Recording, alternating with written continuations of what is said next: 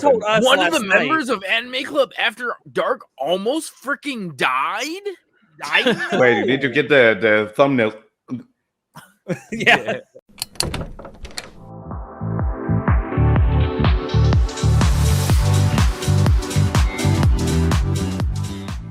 Oh, who started it? Oh Who no, the fuck we're started live. it? Oh no. Wait, what? Oh, What? he started What? it. This is early. Oh You God. started Oh my without God, letting me know. John, What who the did fuck? it? John, you bastard. You prick! You son of a bitch. I was not expecting this, God damn it. Anyway, hello everyone, and welcome to Anime Club After Dark, the podcast that delves into all things anime, manga, and its culture. Stream. You're the one that pushed the button, god damn it. Can't believe you did this to us. It wasn't me. It's just another episode of a WTF, right? So It's I I mean nothing. it's a goddamn WTF. Who the hell knows what's gonna happen? Anyway, I'm your host, Alex. You can call me Senpai. And I have the entire crew here. We got our poser extraordinaire, Natai. good to be here. Is it though? Well, I'm not even I sure anymore. don't know. For you, it's like fucking midnight or something, isn't it? It's not like I'm gonna like have like 4 hours of sleep to work. It's great. Fine. It'll be fine. It'll be fine. Champion. fine. You're a champion. We have It's our okay, czar. Natai. We have our czar of source material, John. Who just woke up. Yeah. I literally took a 50-minute nap, and here I am. A power nap, Nice. some would say. Yes, I don't know. If, power might be the wrong word. I was supposed to go to sleep when I got home from work, and I decided to play Baldur's Gate 3 instead. Did you fuck the bear though? No, I'm trying to fuck the half-elf. Decisions.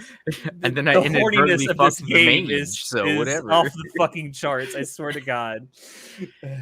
And we have our boy who, I guess, well, I'm sure you'll get into this story sometime during our WTF Chanoda, but our rear-ended bitch Chanoda.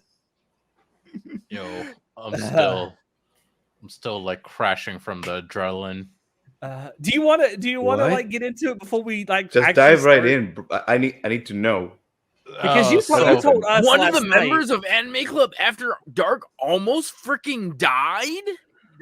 Wait, you need to get the thumbnail. Yeah. All right. A little car emoji. So, I won't go into it too much into detail just in case, because this literally happened last night. So, I don't know if there's something that might happen or not. I don't think so, but just in case. Anyways, TLDR, I decided yesterday, fuck it, I want to go to another con. It's called Station Unity. It's not just anime, it's a nerd con. And went there, had fun. I was driving back home, and guy in front of me all of a sudden decided to stop. And we're on the highway going like 60, 70 something. And, I hit my brakes. I managed to come to a stop. Lady behind me didn't. I got rear-ended by a 2016 Honda Civic. So, Nice. Nice. But luckily, it wasn't like a hard crash. It was more like a bump. But yeah, still got rear-ended. That was fun. My very first accident at 28. Yeah. That's not bad, so- though. That's Yeah, not bad. I mean, that's It's I had think my that's first pretty accident good. at 25. Yeah, I'm surprised Oh, I managed. 26. I knew it was My a first numbers accident game. was I when I knew was 18. eventually it was gonna happen, but I was like, oh shit, Hold on. it finally happened. John, what did you say? What did John say? I had my first car accident when I was like 18. Asian drivers, man. I swear to God. Racism, Alex. This is Racism. It's been like Wow. 45 minutes and it's already we're delving into racism. It's great. I can't help it. It's just who I am. America, right? Actually, But yeah, fun fact about the accident I had, it was like 5 days after we recorded the very first episode of this podcast. Oh my God. remember. So we started this podcast in 2015, and our very first episode went out on November 20th, which is why our mascot's birthday is November 20th. But the day after Thanksgiving in 2015, which is like later that same week, I got into my very first accident. It's great. Wait. totaled my I car. need to know, Chanoda. Yeah. How are you doing, buddy? I'm not gonna lie, I'm still a little bit shook up. Like, I was supposed to go into work today, but like last night I was like, yeah, fuck that. I don't know if there's anything bro, like, that's gonna come up. Makes sense. When I first got in my accident, I had fucking PTSD. Like I couldn't be in the passenger seat while people were driving, because what happened to me was this bitch cut me off and then slammed on her brakes, and then I literally was like, I just started this new job and I didn't have no fucking money, and I was like, I need to buy new tires, so I slammed on my brakes, but I slid into her anyway because I had shitty tires on an old car, and it just like every time I saw like brake lights, I'd fucking my heart would start fucking palpitating. I'd be like, fuck, like, slow down faster. Like, dude, it was fucking rough. Yeah, Why? I get it. Why in both stories I sense a pattern? There's a woman involved. Okay, Natai. Okay. Really not.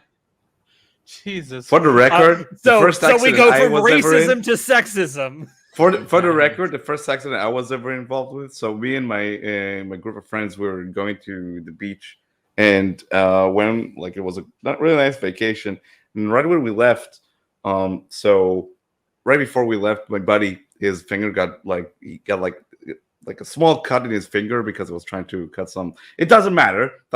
He got injured, so he wasn't really 100% on driving. So he asked his girlfriend to drive for him. So like we're all getting in our cars. So his car is right in front of me when they're parking, and so we're following his lead, but she's driving. We're like getting away from the beach or whatever, and we get to this like very narrow passage, and there's a car that's also trying to approach in front of us. So she wants to go back to let them pass. So she's shifting to reverse, and we didn't notice. She just backing up, and we're like, I'm honking the horn. She's crashing into my car. So I just noticed a pattern. That's it. I didn't say anything. Well, so my second accident that I had, I got rear-ended, and it was by a guy this time.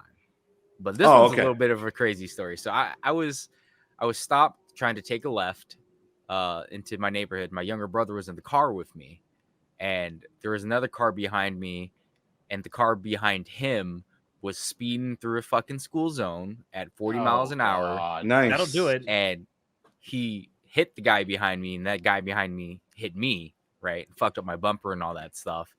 And we pull off, and I'm just like, what the fuck just happened here? Like, what the fuck?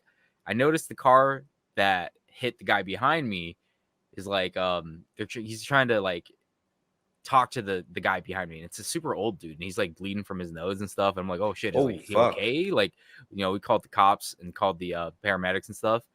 And as I'm looking at my car, I'm taking like pictures and stuff of it, like the damage, you know, and I'm trying to take pictures of the damage of the car and the wreck and all that stuff. So the guy who originally started the accident had his car pulled off to the side. I noticed that there weren't any he was the guy who was trying to, like, he didn't have insurance papers, and he was trying to talk about like, oh, he just he was doing some fucking shady fucking shit. So I tell my younger brother, like, low key, I was like, hey, I need you to go get a picture of his license plate, because I think this dude's about to run. Because I got like a sixth sense with this. Okay, I know, I understand criminals. I thought the success you were referring to was like being in accidents. I have success with being in accidents. No, I have. I know when people are shady, because I'm just like, this dude's pulling some shady shit right now, trying to like give this old man the runaround. So I told my younger brother, like, hey, go snap a pic of his thing. He's about to fucking run. And, you know, like, it took about 5 minutes for the cops to show up. And right when we hear the sirens, the dude hopped in his car and fucking booked it. And I was just like, I fucking knew he was running. Wow. That motherfucker. Wow. And then I was like, I talked to my younger brother. I'm like, hey, did you get a picture of his license plate? He's like, yeah, he did. And I was like, all right, cool. We at least have the dude's license plate. And I didn't know that while I was taking pictures of the guy's car that hit me from behind, right? The guy in the center, right? Because it's like the guy who actually caused the accident, the car in the center, then my car in the front. Right. I actually snapped a picture of the dude. I didn't know that. So I actually had the dude's picture. And when the sheriff was contacting me, like, hey, so you have pictures of the accident? I'm like, yeah. And I was like, I actually also have a picture of the dude. I didn't even notice that. And he's like, oh, okay. So it was like, yeah, I have a picture of the accident of all the stuff that got damaged. I have pictures of his freaking car and his license plate. And I was Please tell me he turned out to be a serial killer. Please. No, I don't know. So the dude had just picked up the car from, I believe it was his stepdad or his like father-in-law or something. He picked it up from a used car lot. He just got it that same day, but he didn't have insurance, and he just was like, I don't know what the fuck was going on. Like, you have, I believe when you get a brand new car, you have like a month or two to get insured. So if you get in an accident within that time frame, there's like, you pay a higher whatever, but you can still get insurance to cover everything. But I don't know. Dude was trying to do some shady shit because he was trying to so the guy who hit me, his name is Al, Alton Brown. And he like he was just so confused because again, he's an old dude, old neighbor, and he gets hit from behind. And he's just like, where's your ID? And where's your insurance? And the guy's just like, oh, you don't need to worry about that. Like, I can pay it cash. Like, we don't need to go through the insurance and this and that. Nah, bro. No. That's spoken like a true person who does not have insurance, who has either a criminal record and who's about to fucking run the minute the cops try to show up. Look at you, like some sort of Peter Parker snapping pictures. I feel like right? This is the start of a really good story. Like, this is how like the origin story of a private detective. No, it's just more John. Like bro, you spend a lot of time with shady fucking people. You understand how they work. Yeah, that's true. That's why I like driving very early in the morning, very late at night. I mean, there are less people on the road, but you can still get into accidents. And deer can wreck your car then too. It would be crazy. All right. So number one, Chanoda, the topic of today. Oh my god. Yeah, Chanoda. Can we give a shout out to Chanoda's jumper real quick? Yes, the garlic bread. I appreciate it. Is it actually garlic bread? Yeah, it's garlic bread. I like it a lot. It's awesome. I thought it had little faces on it. And this whole thing only comes in 6XL, so it's like full size. Oh man, it makes Chanoda look tiny. Bro, that's a moo-moo. That's a moo-moo. I fucking love it. So before we move on, Chanoda, I'm glad you're okay. Trust me, I know you're kind of shook up like emotionally about it right now. It'll pass. I guarantee you within a couple of weeks, it'll pass. Yeah. I'm more happy that I don't think I'm injured. Like, fingers crossed. And you said that your car still works, so that's good too. Yeah, I managed to drive home, and I think it's when I get into accidents, I damage. fucking total vehicles. Damn. I'll never forget that shit that was hanging from your vehicle when we were driving in Florida. Like, dude, what the fuck was that about? We're driving in Florida and we hear this fucking noise. It's like, what's up with this car? So we're going, man. We're checking the engine, and then like that's weird. It's like it sounds like something's underneath it. So we're going all in, trying to check what's under Alex's car. There's this piece of plastic just getting dragged. What the fuck? It was the plastic guard for the oil pan. What? Yeah, so it was the last car that I had, which was a lease, and it was just the plastic guard for the oil pan that was kind of just dragging along. I guess one of the screws that was holding it in place came off, and it was just dragging on the ground. So I went to when I got my next to last oil change for it. I just asked him, "Hey, can you just take this off and I'll just put it in the trunk?" So they did. It's not my fault that your fucking screws came loose. Like, build a better car. The heck? It was a lease, and it was like 6 months away from having to turn it in anyway. So I'm like, I'm not gonna spend money on this. Did they charge you for it though? To take it off, no. They charged me for the oil change I was there for anyway. No, I'm talking about when you when I turned the lease in, no. Yeah. Okay. No. They never said anything about it, so that would have been ridiculous if they would charge you for that though. But anyway, moving on. So the first thing we're going to do as part of our WTF is get to our questions from our Discord server that you guys have given us. Yeah. So the first one we have is from a New Vegas Savior. What are your favorite kaiju? Godzilla, of course. The only kaiju, dude. Mothra is also Shin Godzilla. Chunky Godzilla. I think Mothra is pretty cool, but Mothra is sick. King Ghidorah is really cool too. I mean, Is I that like- the Hydra thingy? yeah. Yeah. That's the sickest one. Yeah. If agree. if I say Godzilla, does that also include Mecha Godzilla? No, No. Mecha Godzilla is a Mechagodzilla different Mecha Godzilla is kaiju. pretty fucking cool too. No, What? Mechagodzilla Mechagodzilla is- sucks, dude. Mm. Mm-mm. I think a So, I'm mecha being- variant of a character is like such a weak ass idea. Well, Like, I need it's to clarify Sonic, but it's something here. mecha. Like when you say kaiju, do you mean like all kaiju in the kaiju verse? In the genre. Does it mean like does it include? Because I read a manga called Kaiju Number 8 or Monster Number 8. Okay, that I've heard of that. Maybe. Yeah. Like there's kaiju in there. I like some of the kaiju monsters in there because they're pretty cool. Their numbers and stuff. But like if we're talking overarching, like let's just say all giant monsters in general. The monster from Cloverfield is really cool. Actually, I would call that a kaiju. Yeah, It is definitely a kaiju. especially the first movie, because I feel like there was way more like mystery with There's the there's monster. not a number. Is there a number? There 2 is for a sequel. Cloverfield? No, Yeah, there's- something there's like 3. 10 Cloverfield Lane or something 10 like that. Cloverfield No, Lane. no, There's no. That's 3 the movies. like a- spiritual successor. Yeah, it's on Oh. those. I mean, It's I thought mean- it was connected. I thought it was part of the. It Yes wasn't and no. supposed to, and J.J. Abrams came in the end. It's like add like the last 10 minutes, and now it's a Cloverfield movie. yeah, Oh. That's no, pretty it- much how it went. Yeah, I really like don't that though. Watching John Goodman play a fucking unhinged Insane character. person. unhinged character. Yeah, I was just like, I never thought he would be like, this is Pacha, dude. Like, what? the heck is No, this? seriously, John Goodman is really good at It's Sully. playing unhinged villainous characters, and it's a shame he doesn't get a chance to do it more often. Well, it's like I know John Goodman as like he's my classic, like freaking '90s dad. Yeah, he's the like, working Yeah. class dad. Yeah. Yeah. So, but yeah, I think John Goodman is my favorite kaiju. yeah, I think King Ghidorah, dude. I just love King Ghidorah, like the 3-headed friggin' golden lightning dragon.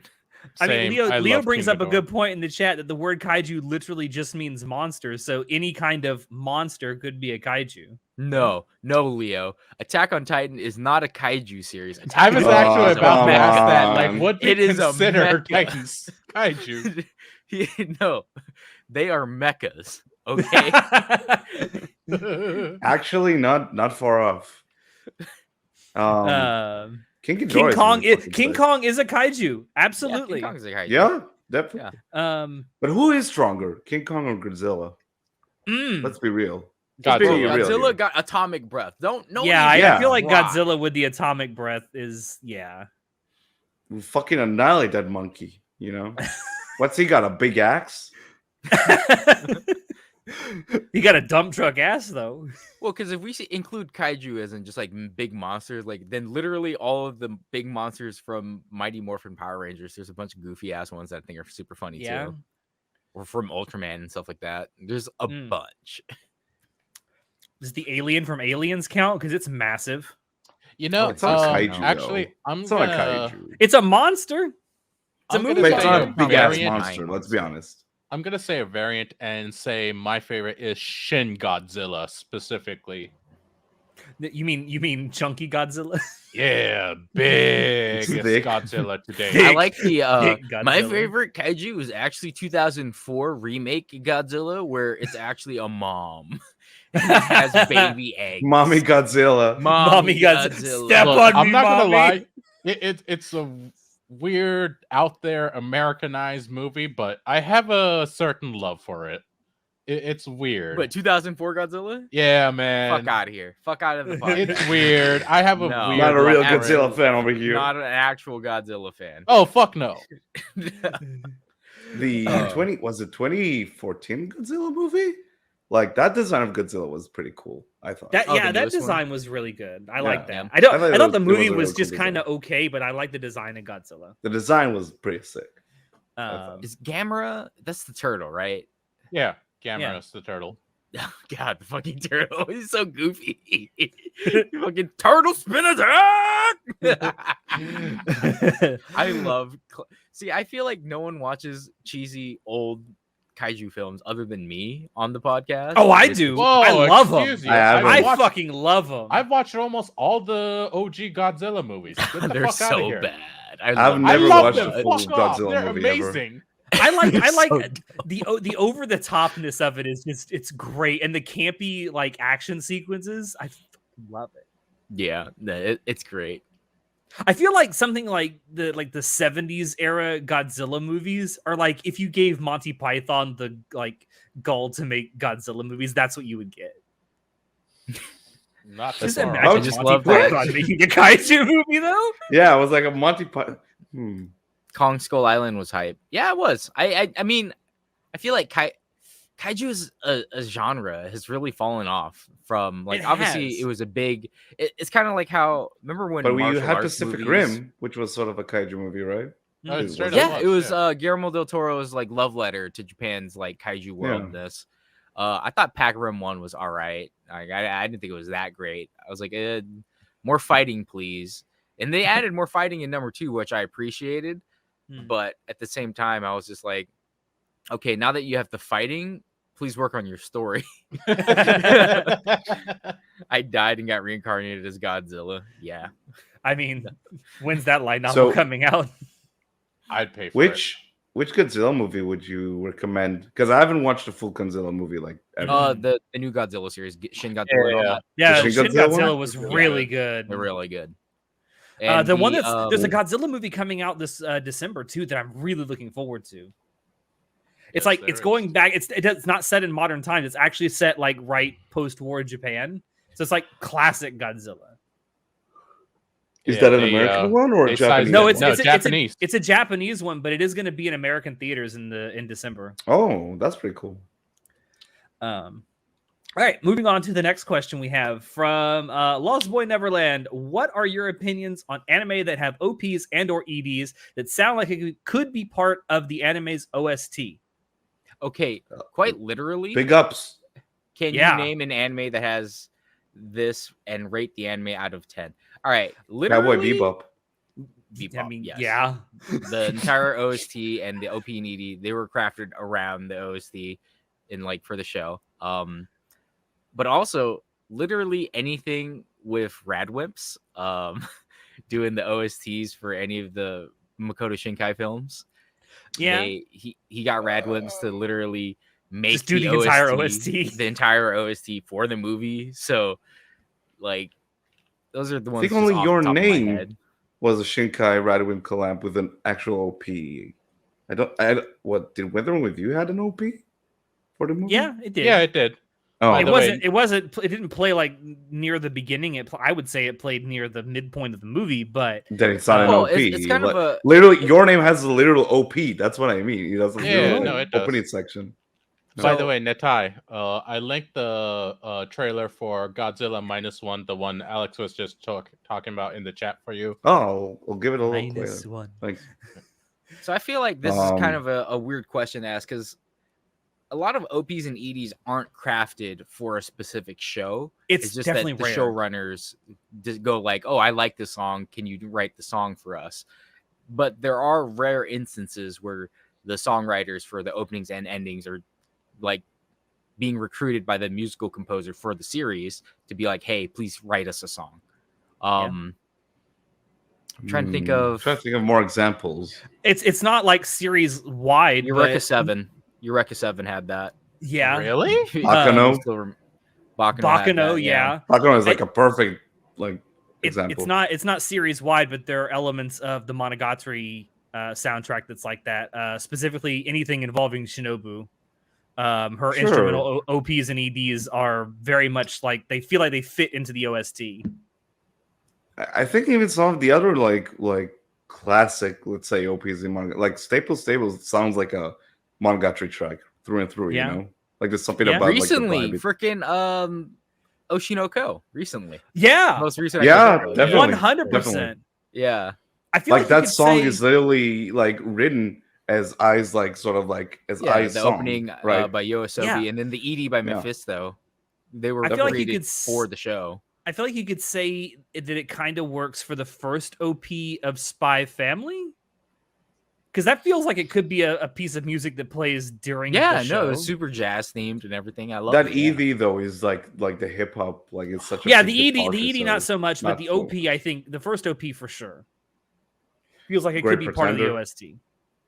Great Pretender is like a perfect Yeah, example. oh, as well. Great Oh Pretender. yeah, Great Pretender, yeah. Yeah. And of all these shows, they're all top tier, 10 out of 10. Yeah, all these ones we're All- naming are really good anime. I'm seeing a pattern here. If you have a fucking OP and or ED that's modeled after your OST, it's probably a really good anime. It's almost 'Cause it like all you comes put back thought to- and care into your show. Yeah. Whoa. It all like comes like to all these shows that like coalesced into these like really fucking perfect or maybe not perfect productions, but there's like a clearer vision of how everything's gonna be in place. Yeah, 100%. Yeah, what's that idiom? The devil's in the details. Yes. Yeah. I think that's actually very appropriate to this question. All right, next question comes from New Vegas Savior. What are your favorite boats slash ships in anime, manga, and video games? Okay, now, like ships, literal boats, or like So- are we talking about relationship? Like, No, I No, think he's talking no. literal. like he's talking about literal ships and like not just like sailing ships, like starships as well. okay. Because Alright. I have one that's both. I have one that's both a there's sailing ship and a we have starship. literally Concole and Azure Lane. So I gotta say Congo, best girl. Okay. No, Jesus I have Christ, an this answer. Max- I have an answer to this that's both a sailing ship and a starship. The Bebop. Oh yeah, no. Oh, Classic. That's fair. thought you were Yeah, gonna say that's the, that's Can valid. I just say I love the fact that it's a starship that is also meant to land and sail around in water. Not only is that unique in anime, that's unique in science fiction. You don't see that a lot. I thought you like were gonna the- say the Enterprise. No. Yeah, Wait, same. I mean, there is a Star Trek manga out there, so I could say that. No, Fucking from Trekkies, man. from not Azure Lane. Oh, I mean, she's pretty hot too. not gonna Yeah, I lie. thought you were gonna say Enterprise from Azure Lane. I was about to say Conco. I'm like, no, Conco has Congo. It doesn't have Azure Lane. Mm. I'm like, there's two ship animes, except one That's is true. Japanese based and the other one's Chinese based. But whatever. Also, this is gonna make people angry at me. Azure Lane has better character designs. Ooh, you're gonna get Just shit not on. Even. I'm getting I'm the just- popcorn ready. I'm throwing that out there. Bro, literally, financially, it performed go. way better than Cancole ever did. So Yeah, the money no, don't that's true. lie. People I'm telling like you, the Azure Lane more than Cancole. the waifu designs. It's what Is it it's what because carries- Azure Lane has like more big honkers characters than Can Call? Is that it? No, it's because it has more lolis. It has more of everything, actually. It's It just actually has true. more. It's actually very true. It's just the spectrum of characters that it has and the character designs is way higher than Cancole ever The was. spectrum, eh? Yeah. It also has people on the spectrum. Yeah. Oh, Okay, yeah. I'm moving on. What's your dream anime game that companies should No, hold invest in? on. No, Let me we're give moving some- on. We're moving I on. didn't give any ships. You don't know Soyokaze shit. from Irresponsible Captain Tyler. I've never That's a seen that. throwback, damn. that is a throwback. Yeah, Yeah. John, that's a shame. That show's actually really fucking great. The Aloha from Space Dandy. Space Dandies. Space Yeah, Dandy yeah, ship. Yeah.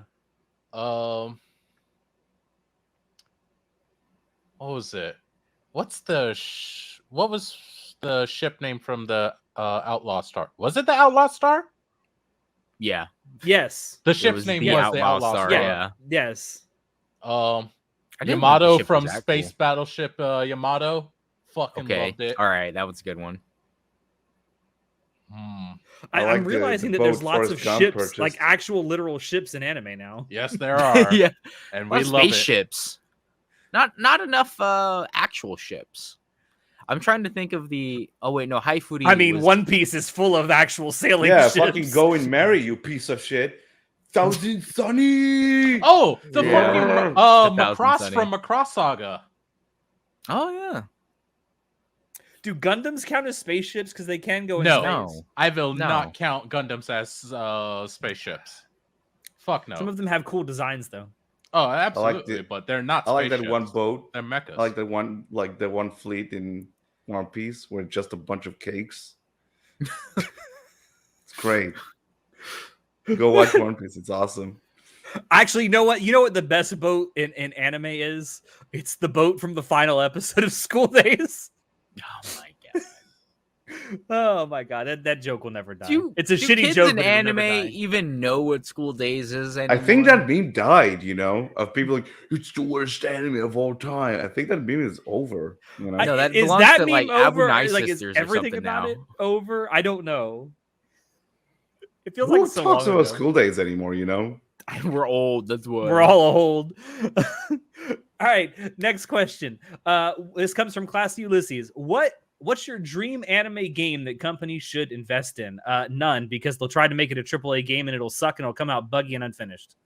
But Baldur's Gate is pretty good, right? That's What's not your an anime but game. that's- anime yeah. game that That's a companies D&D should game. That's a invest whole in. You have different. No. waifus. I feel like, all right, we need some clarity here. Do you mean like what's an anime game that we think anime companies should invest in and make into an anime series? Is that what you're saying? I'm thinking that the question is, what kind of anime should game companies like turn into a game? I mean, that's just going to happen because they want to make money regardless. Like, Yeah. So that's why I didn't really make. They much literally sense made to the me. Thigh game into an anime. Oh, wait, that's the other way around. Never mind. I fucked it up. Yeah. Like, well, he's here, so he can. I mean, yeah, Classy, if you want to like expound on this, since I know you're in the chat. I mean, that's how I'm taking it. Like, what anime should game companies invest in potentially making into like a game or a game series? I just don't think there's nothing that comes to mind for me, especially if you're going to try and make it into something like a AAA game. I'll be honest, I don't really play too many anime games as is. Because we play Because they're way all too much hentai Destiny games. 2, Chanoda. It's not the only thing I played. I've actually just been getting back into it. Very hardcore. Stop. It's a losing game.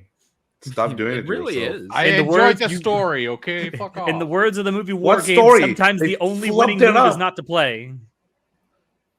It's a fantastic story. One Fuck off. anime that you want Lightfall or was love that companies garbage, should fully Chanoda. invest in.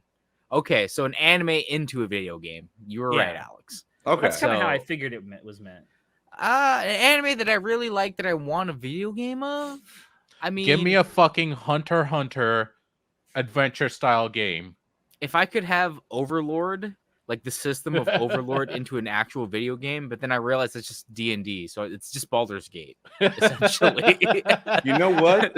I got you. I got it. So, speaking of Bebop, because we just mentioned, how about Cowboy Bebop in the style of Red Dead Redemption, but it's in space and shit?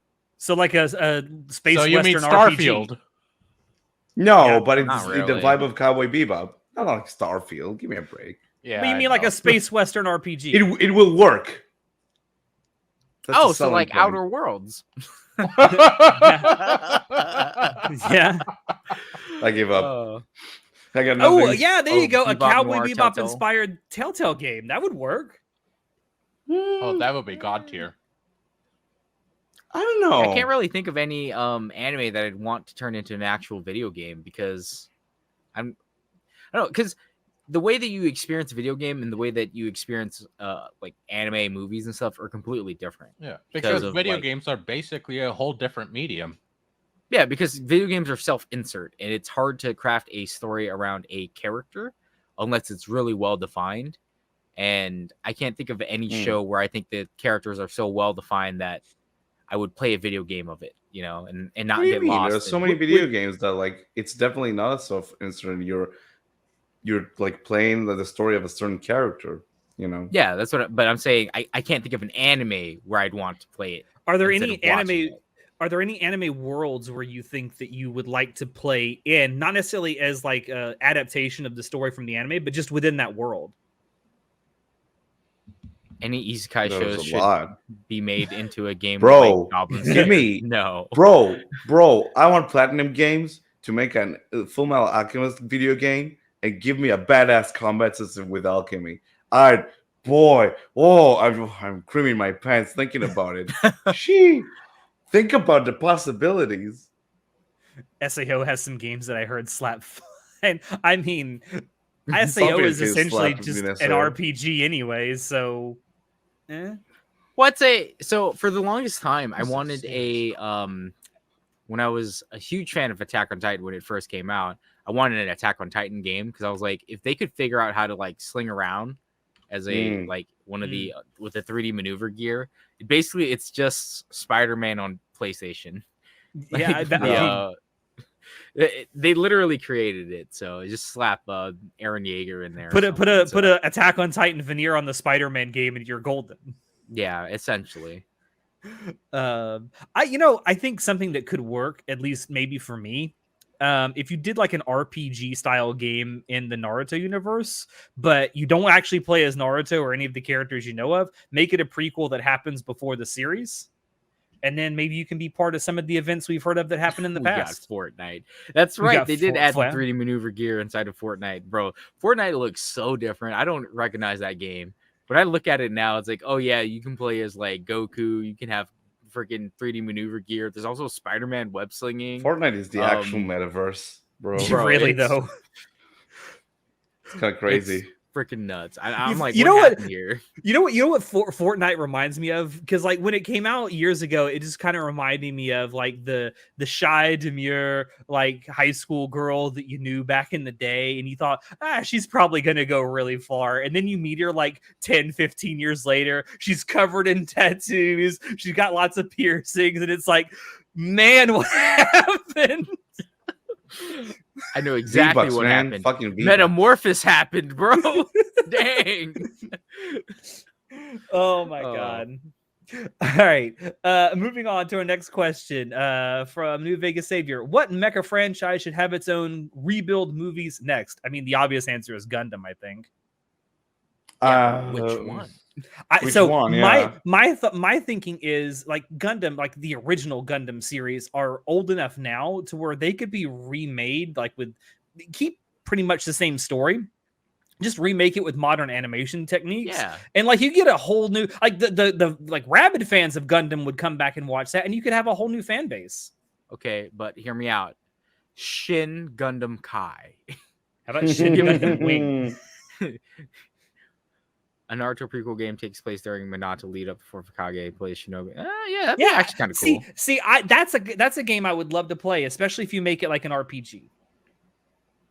So, like, you don't like Ninja Storm? Or are you telling me you don't like playing fighting games as ninjas? Ninja Storm's pretty cool, bro. I mean, Ninja Storm is okay. I played it. I haven't played like whatever the newest game is, but Ninja Storm was okay. I think playing as a original character in that universe would be way better. Yeah, maybe I really just original Gundam, like Gundam Wing and stuff. I think that should have its own rebuild. I got a throwback one. Oh, okay. What about bringing back Rexathon? Ooh, that was like kind of an Ava. You're the first person I've ever heard pronounce it right.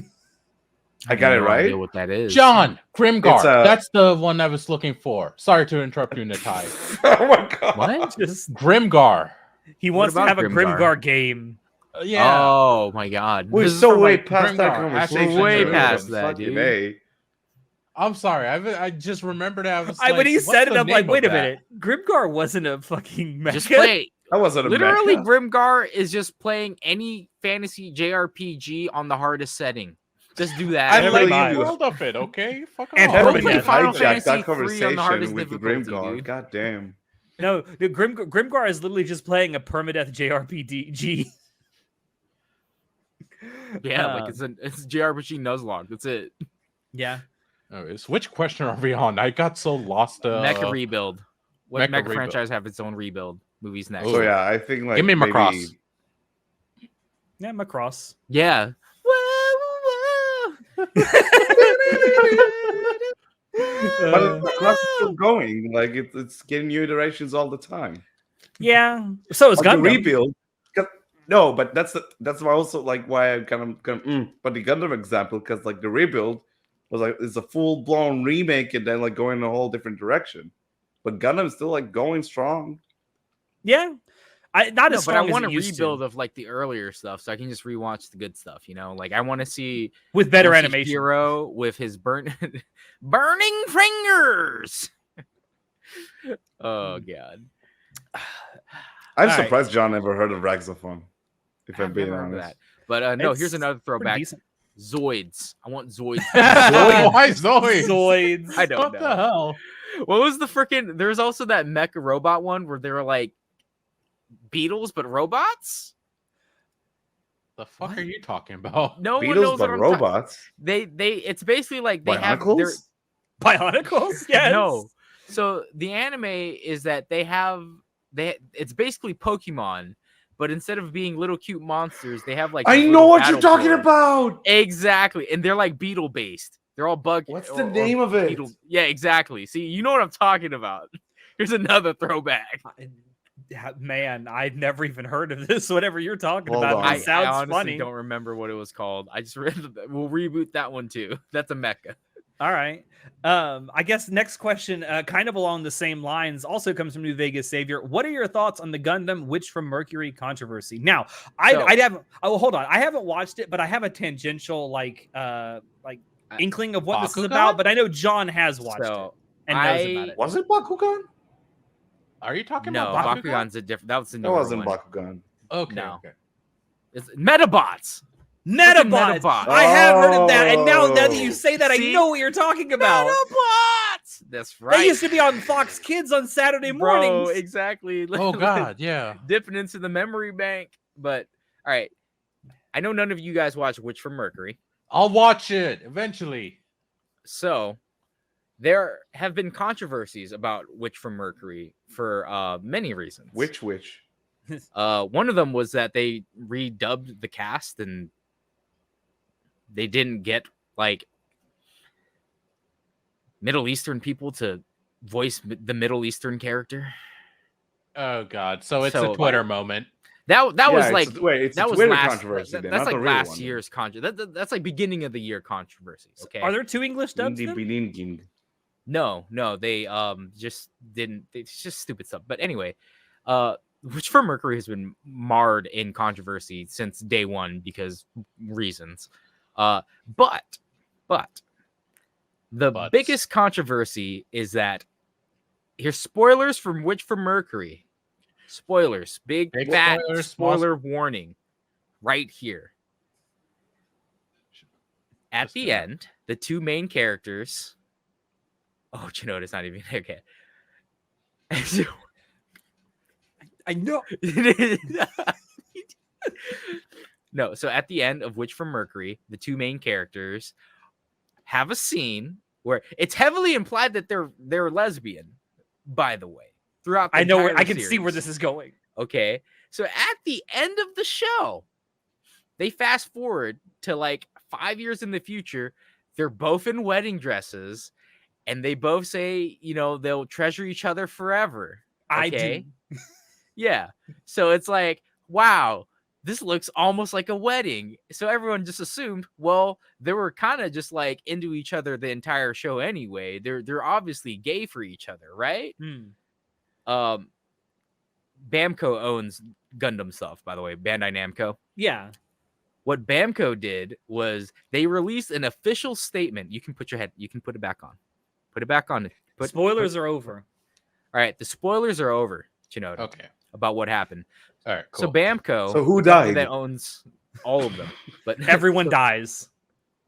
So Bamco literally came out with a statement saying, yeah, no, the ending is actually more open up for interpretation, and it doesn't represent one thing or the other. We really believe that it's just up to everyone's imagination. So they basically just denied that the ending was what it actually was, even though it was, I wouldn't even say it wasn't implied, bro. They literally showed it to you.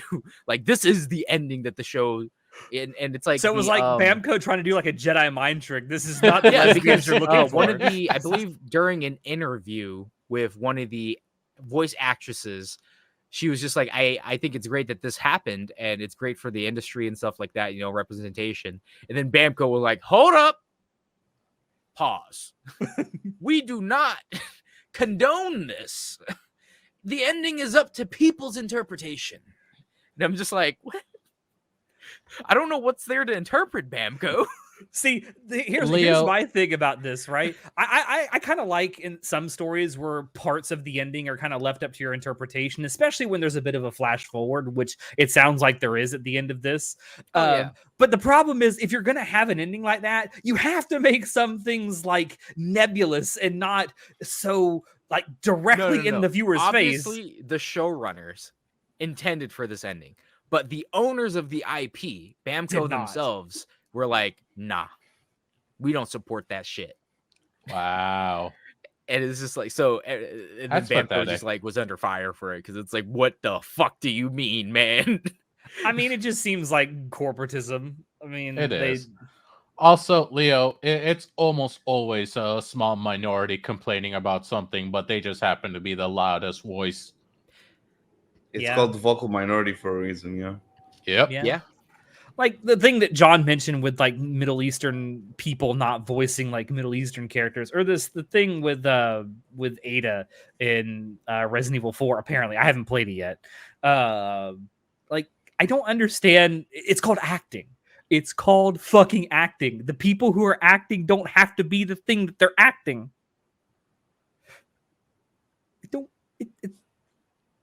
I mean, yeah, we can. All right, here's the problem. I go to liberal school. Oh boy. let red me pill. use my liberal arts degree right here. No, the problem with meritocracy. Meritocracy. Yes, you got The it. problem with meritocracy is The that liberal arts ADRs. degree coming in handy. He knows how to say words. I can say big words. Is that some of the opportunities afforded to other people are not afforded to equally, right? And that's the entire idea True. behind like why Yeah.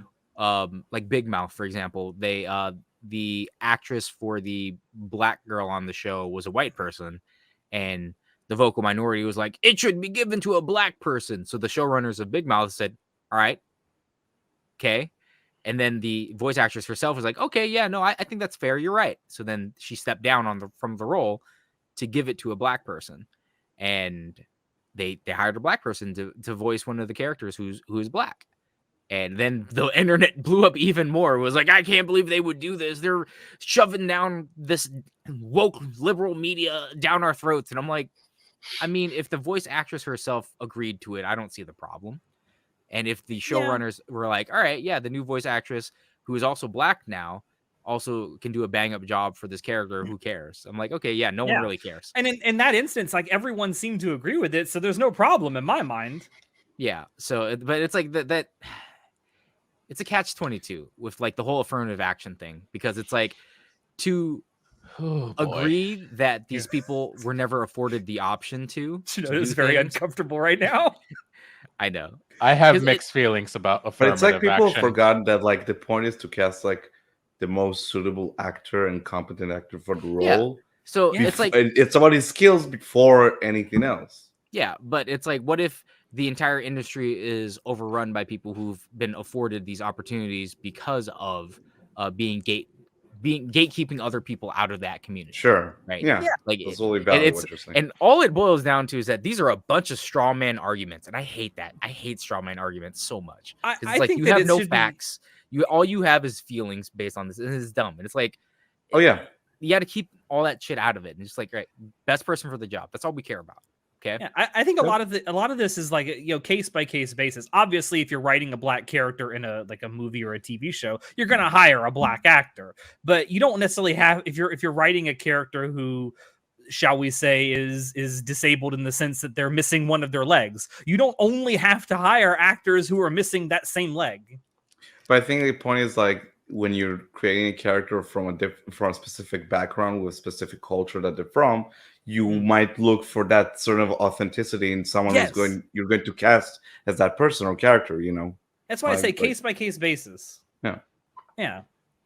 It's not like not like a blanket thing. But I to just bring this back to Witch from Mercury, it was just the IP publishers basically going against what the production company did, and the production company being completely silent about it. Yeah. Even because the voice actress literally went on an interview and talked about it, and then the company was just like, yeah, no, you can do that interview, it's fine. And then the person who owns your IP was like, no, it's not actually fine. Here's our statement saying, nah. Like, oh, dang, No, dude. nah, dog. Yeah, like, nah, dog. None of that. Yeah. So that, I mean, it's just, yeah, like Alex, it's just corporatism. Like they did that on purpose because they wanted to be able to sell more of it. But I'm like, if the ending was more ambiguous, I would agree with you, Bamco, but it was quite obvious what they were. Yeah. If you want if you want your ending to be ambiguous and you want people to have like, interpret the ending in their own way, you got to actually write it that way. Yeah, but it's like they were just roommates. Oh my god. They were just God, affectionate cousins. They were just cousins. Very intimate cousins. Oh man. Yeah. All right. This is dumb. So last question is one I think we can all answer pretty quickly and easily. It comes from Classy Ulysses. Why are light novel titles so long and ridiculous? Because people don't have any more goddamn attention spans. They're spoiled brats. They don't know how to read a summary. I hate him. Because you guys keep buying those fucking light novels. Yeah. Also that. Okay, so from an actual buying books standpoint, a lot of these light novel sales get their sales originally from being sold in a store, right? Like a Barnes and Noble or some shit. I'm trying to think of the Japanese chain. There's one that just sells like straight up all the books, all the manga and stuff. But point is, no. I'm talking. There's an actual Japanese chain store that sells them. All the time. A chain store. Okay. Is it like One? I think it's called One, or something like that. Super One or something. I don't remember. But point is, at these stores, they have just like when you go, if everyone still remembers going to Barnes and Noble, you have like, here's the monthly, this is what the store recommends you read, right? The store recommended monthly read section. You have that for the light novels as well, where it's like, here are the new releases, here are the bestsellers, and here's the recommended, like, and those are all usually right up front. Yeah, they're going to be up in front, up in center. So you have to make sure your book stands out in these stands. How do you do that? People aren't going to go up to these stands and freaking, like, if I go to a bookstore, I don't go there to be like, oh man, what's the newest thing right now? Like, I don't do that. No one does that. Everyone has a reason for going to a bookstore, buying something. Sure. I'm there to buy a specific book or look for a specific author I already read. So how do you get the attention of someone who's doing that? You need to make an eye-catching title, and you need to make something that makes it so when they give a glance at it, it's just like the whole internet thing, right? You have here's something for people to know about resumes. When you applied for a job at a like a game company or something, you have about 7 seconds before they click off of your webpage /resume. You have you get about 7 seconds. Okay, 5 to 7 seconds, 12 if you're freaking lucky.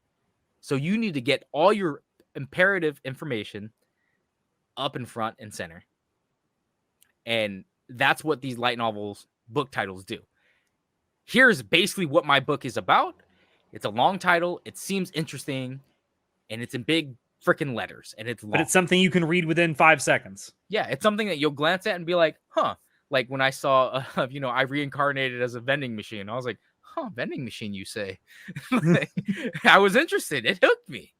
So, with books, it used to be you had to write like a hook, right? To get someone to want to read your actual like freaking novel. You've got your first paragraph. You need to have a hook inside of that first paragraph. There's actual structure and stuff involved.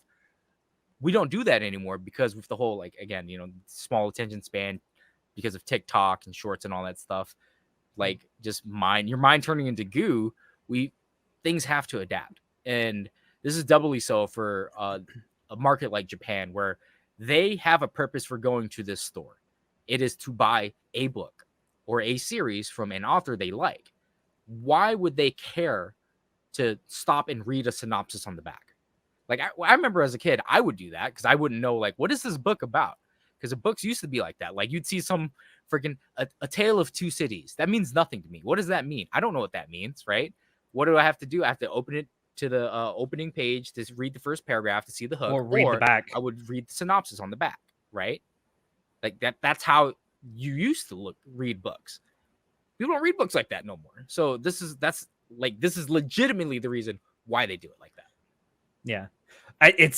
It leads to some absolutely ridiculous titles sometimes. It does. It absolutely does, but it sells, dude. And it honestly You feels like these light novel argue with authors, the fact that it sells. it all Like the sometimes jangling feels, keys thing, dude. Like, yes. Yeah. do I have your attention? Subway It's so surfers in wild the to me that background. it's working because like I feel like maybe I'm in the minority here, but whenever like a new anime, and by that extension, like there's like a new novel or something, and I see that big of a title, I'm like immediately like, I think I know what this is, and it's not for me. I'm not even gonna, Yeah, you know, but you aren't the market. for Like, sure, you're right. definitely Yeah, for sure. You are in the But it minority it makes there you because wonder are that not the like a market lot they're of people are looking for. probably like seeing that like, no, immediately like turned off by it. Hirohiko Araki, the creator of JoJo's Bizarre Adventure, talked about this kind of a concept in his book, Manga in Theory and Practice. Great book. Where he talks about like he understands why light novel authors and even some mangaka do the whole long title thing because it's essentially a synopsis in your title. And he says he understands why they do it, but he also says that it's lost a little bit of creating these mysterious or ambiguous titles that just kind of make you go, Sure. I wonder what that could be about. And he gave some really good examples. Like he says that he would much prefer to read something with a title like Bleach or Naruto or Death Note. It's like it's succinct, it's quick, and it's kind of mysterious. It's like you don't really know what it is based solely on the title alone. Yeah, like again, bringing it back to like classic American literature, like Where the Red Fern Grows. I love that book. It's an amazing That's book. a fucking amazing novel, right? I haven't read it From that. Well, because you're not part of the American. Like we have in America, we have I heard a certain lot books about it, that everyone has to read. Like just they're called the Great nationally. American Novels. Yeah, so Where the Red Fern Grows is like a book that we all have to read by like 5th grade, I think, or something like across. I read it in 5th grade. Yeah, I read it in. Like, we never had to read that. Well, that's your school district has failed you. My school district is the best performing school district in the goddamn country. Oh, that says a lot about the state of education in this country. Yeah, I know. But yeah, the point is that title, it doesn't tell you anything about the book. But then when you read the book, you understand what the title means when you get to the end of the book. Leo in the chat also brings up a good point that a lot of these light novels start off as web novels, and the titles are actually thumbnails for the novel. Yep. Yeah, it has to be eye-catching. Definitely. It has to be. It has to have the summary of what it is. So it's all part of the formula, man. It's part of the formula. And at this point, it's also become almost inherent to the actual industry itself, so no one's going to change it. But I do appreciate sort of the ambiguous or mysterious titles from time to time. I have a feeling it'll eventually make a comeback because people will get tired of this current thing. I mean, you're right, because there's a currently airing anime, Undead Murder Farce, where I was just like, this is a weird fucking name for a show. I need to see what the hell this is about. Undead Murder Farce. Good, I heard. I am enjoying it so far because I love murder mystery whodunits so much. And I just hate that the tonal whiplash that you get from literally the first episode of like, oh, we're fighting monsters with our bare hands, and you're like, oh, it's just a fight monsters in Japan, like freaking pre westernization Japan. And it's like, here's the second episode. Oh, we're solving a murder. Like, what? What? That's a big tonal whiplash. Literally, the main character girl references Sherlock Holmes, and he's a real person in this universe, by the way. He was like, there's only one other detective that is as good as me. Who is it? His name rhymes with Sherlock Holmes. Sherlock Gnomes. Yeah. Sherlock Gnomes. And like, Sherlock Holmes is real in this universe. What the hell? Does that mean Moriarty is real? What the heck's happening here? Are they gonna team up? They did like a survey of younger Americans recently, and it's surprising how many people genuinely believe that Sherlock Holmes is a real person. No way. It said like, tell me you're kidding. No, in this survey, it found like 48% of like high school students in America genuinely believe that the Sherlock Holmes novels are like biographies. All right, I got another throwback for you guys. Did you guys ever watch the cartoon Sherlock Holmes in the 21st century. Fuck Yes, yeah, I man! did. Yes, I did. That's a Let's thing. fucking go!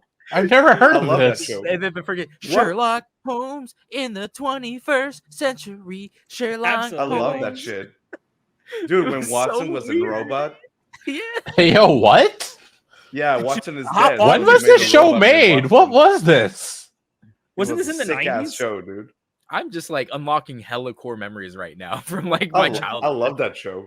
Like the Spider-Man animated series was really good too. The X-Men animated series, like I loved all these cartoons. Shout out to Spectacular Spider-Man, the best Spider-Man animated show. Shout out to Batman Beyond. That was pretty fucking sick. Bro, Batman Beyond was so fucking sick. Batman How Beyond was come? next How goddamn come level. this fucking piece of shit DC movies were like, let's just make a Batman Beyond movie and make a gajillion bucks? Like, what's up No, with that? no. The problem is they need to make actual good movies first. And not. It would have been We're so not talking about easy, the just like- animated movies. We're talking specifically about the live action stuff. If it was Bro, animated, it would be amazing. I gave up on DC, like the universe shit with DC when I watched Batman v Superman. I'm like, nah, you can't do this to me. You can't. Just, like, I can't believe they've done this to over Henry me. Cavill. I know, right? What a fucking letdown. What a waste of potential. What a waste of a potential really good Superman. The best Yeah. fucking Superman since Christopher Reeve, and you fucked it. Bro, like whoever is like the manager of Henry Cavill, just like they're doing him dirty, you know? Such a shame. Such a cool guy. Also, again, according to Leo in the chat, from what I heard, those long titles are dying off. Even the Japanese are sick of it. I don't doubt it. I mean, we're still getting anime with those long ass titles, so we are, but a lot of them are based on either web novels or light novels that were started being published 5-6 years ago. Yeah. We'll see.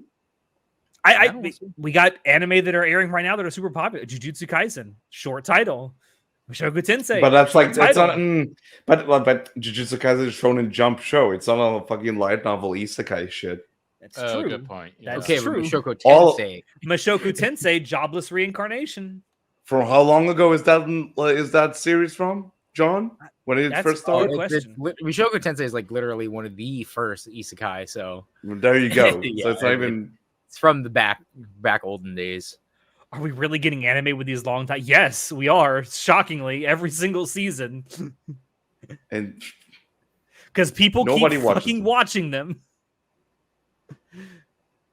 who the fuck is gonna remember? I used to be a max level demon lord, but then I stopped being one. Who's gonna remember that fucking shit in like 5 years? Me and John. That's who. Yeah, Me and that's it. John. That's it. That's their core audience. John will unlock another core memory for us 5 to 10 years from now.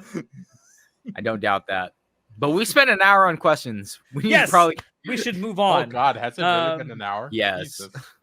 So I want to start off with one thing. So Chanoda and I, along with a couple other people related to the podcast, were recently at ACAD in Washington, D.C. I want to talk about it. I missed you guys being there this year, John and Natai. It was not as great. I wish y'all were there. Things got so goddamn gay. It was Oh, great. God. Oh god. That's not a positive thing for me. I being- know. just being honest. Really not. If I'm just being honest, that's not something that'll entice me to come back. What's There the were top plenty 3 of shows alcohol right now? and drugs. Oh God, can we not talk about that part? What's the top 3 shows right now with long time? I don't know exactly what they would be. I'd have to look them up. But I know there's anime with long titles airing right now. But anyway, Otacon. It was great. How did it go? Trigger and Studio Orange were both there. I went to all of their panels. It was fucking fantastic. Studio But Orange did you actually cut off Yo Yoshinari again on the way to the no, bathroom? He because he wasn't wasn't there. I couldn't cut him off. First and foremost, it was you, Natai, that did that, not Alex. Yeah. Nice try. Someone needs to gaslighting continue him, the bro. tradition. Oh, Yeah, we gotta continue the ACAD tradition. No, but Otsuka, who is the president of Trigger, was there, and he brought along 2 junior animators that they have at Studio Trigger, who are, from what I could tell, based on what they were saying, essentially like proteges of Yo Yoshinari. And one of the panels that they did was a live drawing where both of those animators actually drew Lucy from Edge Runners. It was really good. I also like both of these, or one of the animators that was there was the question was asked to them, like, what do you like drawing more, like the kind of quiet everyday scenes or the heavy action scenes? And they said, I really like drawing the everyday slow, quiet, slice of life scenes. But since I'm at Trigger, I should say that I like drawing action scenes. Well, yeah, because Trigger goes freaking sicko mode with their freaking action scenes. Like, Yo, right? Like, you know how much fucking drawing that is, dude? How many hours is like? I know. Yo, They actually Shout talked out a to little bit about how each studio is known for their own blase style. Like Trigger is like heavy, emphasized action, and like each different studio has something like that. Yeah. Go ahead. Big shout outs to Trigger for having the licenses for Gurren Lagann and Penny and Stockings back. Yes, and they did Fucking mention wild, that man. now that they have the license to Penny and Stocking, they are planning to do merchandise. John, make your camera focus. God damn John's it. floating. I know. I'm trying to make it focus. Focus. go like Focus. this. I did. God, freaking camera, dude.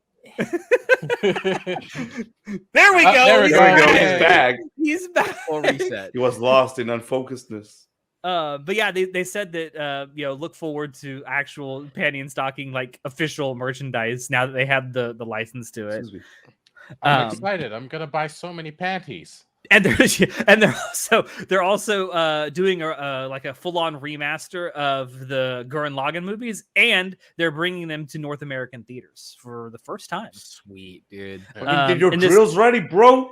This the version that we're going to see is essentially like going to be a director's cut, I guess a second director's cut of the movies. They're going to be shown like back to back, so as like one continuous movie.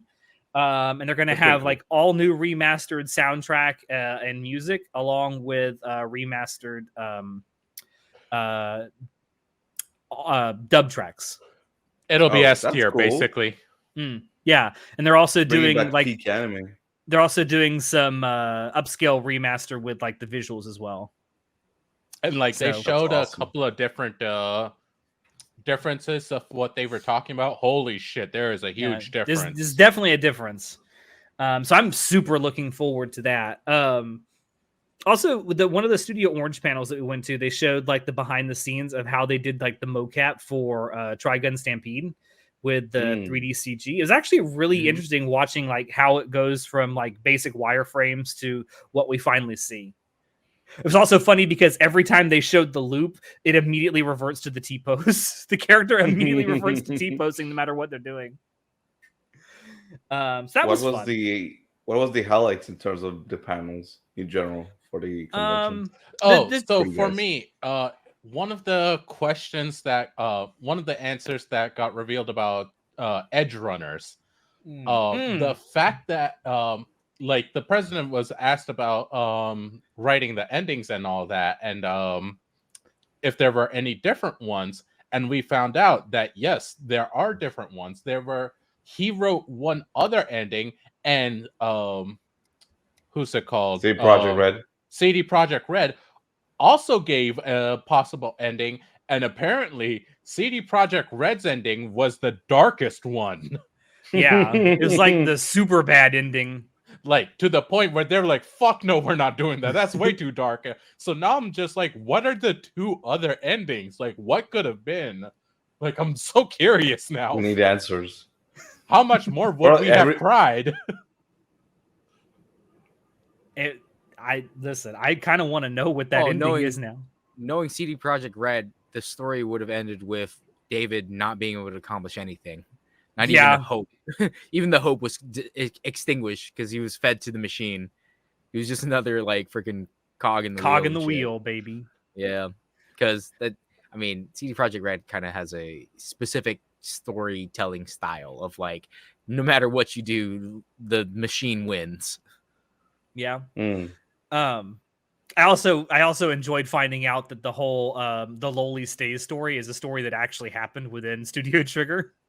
That's awesome. Like that we got they were actually confirmation of sent that. a letter from CD Projekt Red telling them like, you need to take this loli out of this show. We don't like this. And I can't remember if it was, they said it was Yo-Yo Shinari or Hiroyuki Imaishi, but they literally I just think sent they said it 3 was in words. Maishi. Yeah, I'm it may pretty have sure been. it I was can't. in It was Maishi. one of those two, but they literally just sent back a 3-word reply. The loli stays.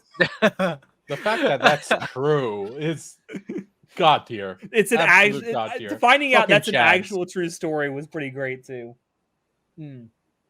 But I did want to share some of the stuff that I bought because this is actually the first time I spent more time in the artist alley than the dealer's room. Nice. I generally like spending more time in artist alleys than I do dealer room because, like, of course, I'll go to dealer room for But the official merch figures. stuff. Yeah, like Yeah, official figures. merch stuff.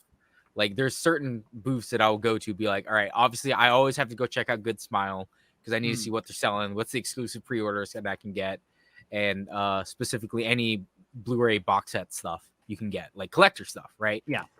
There's that in the dealer room, but I generally like more art stuff than dealer room stuff.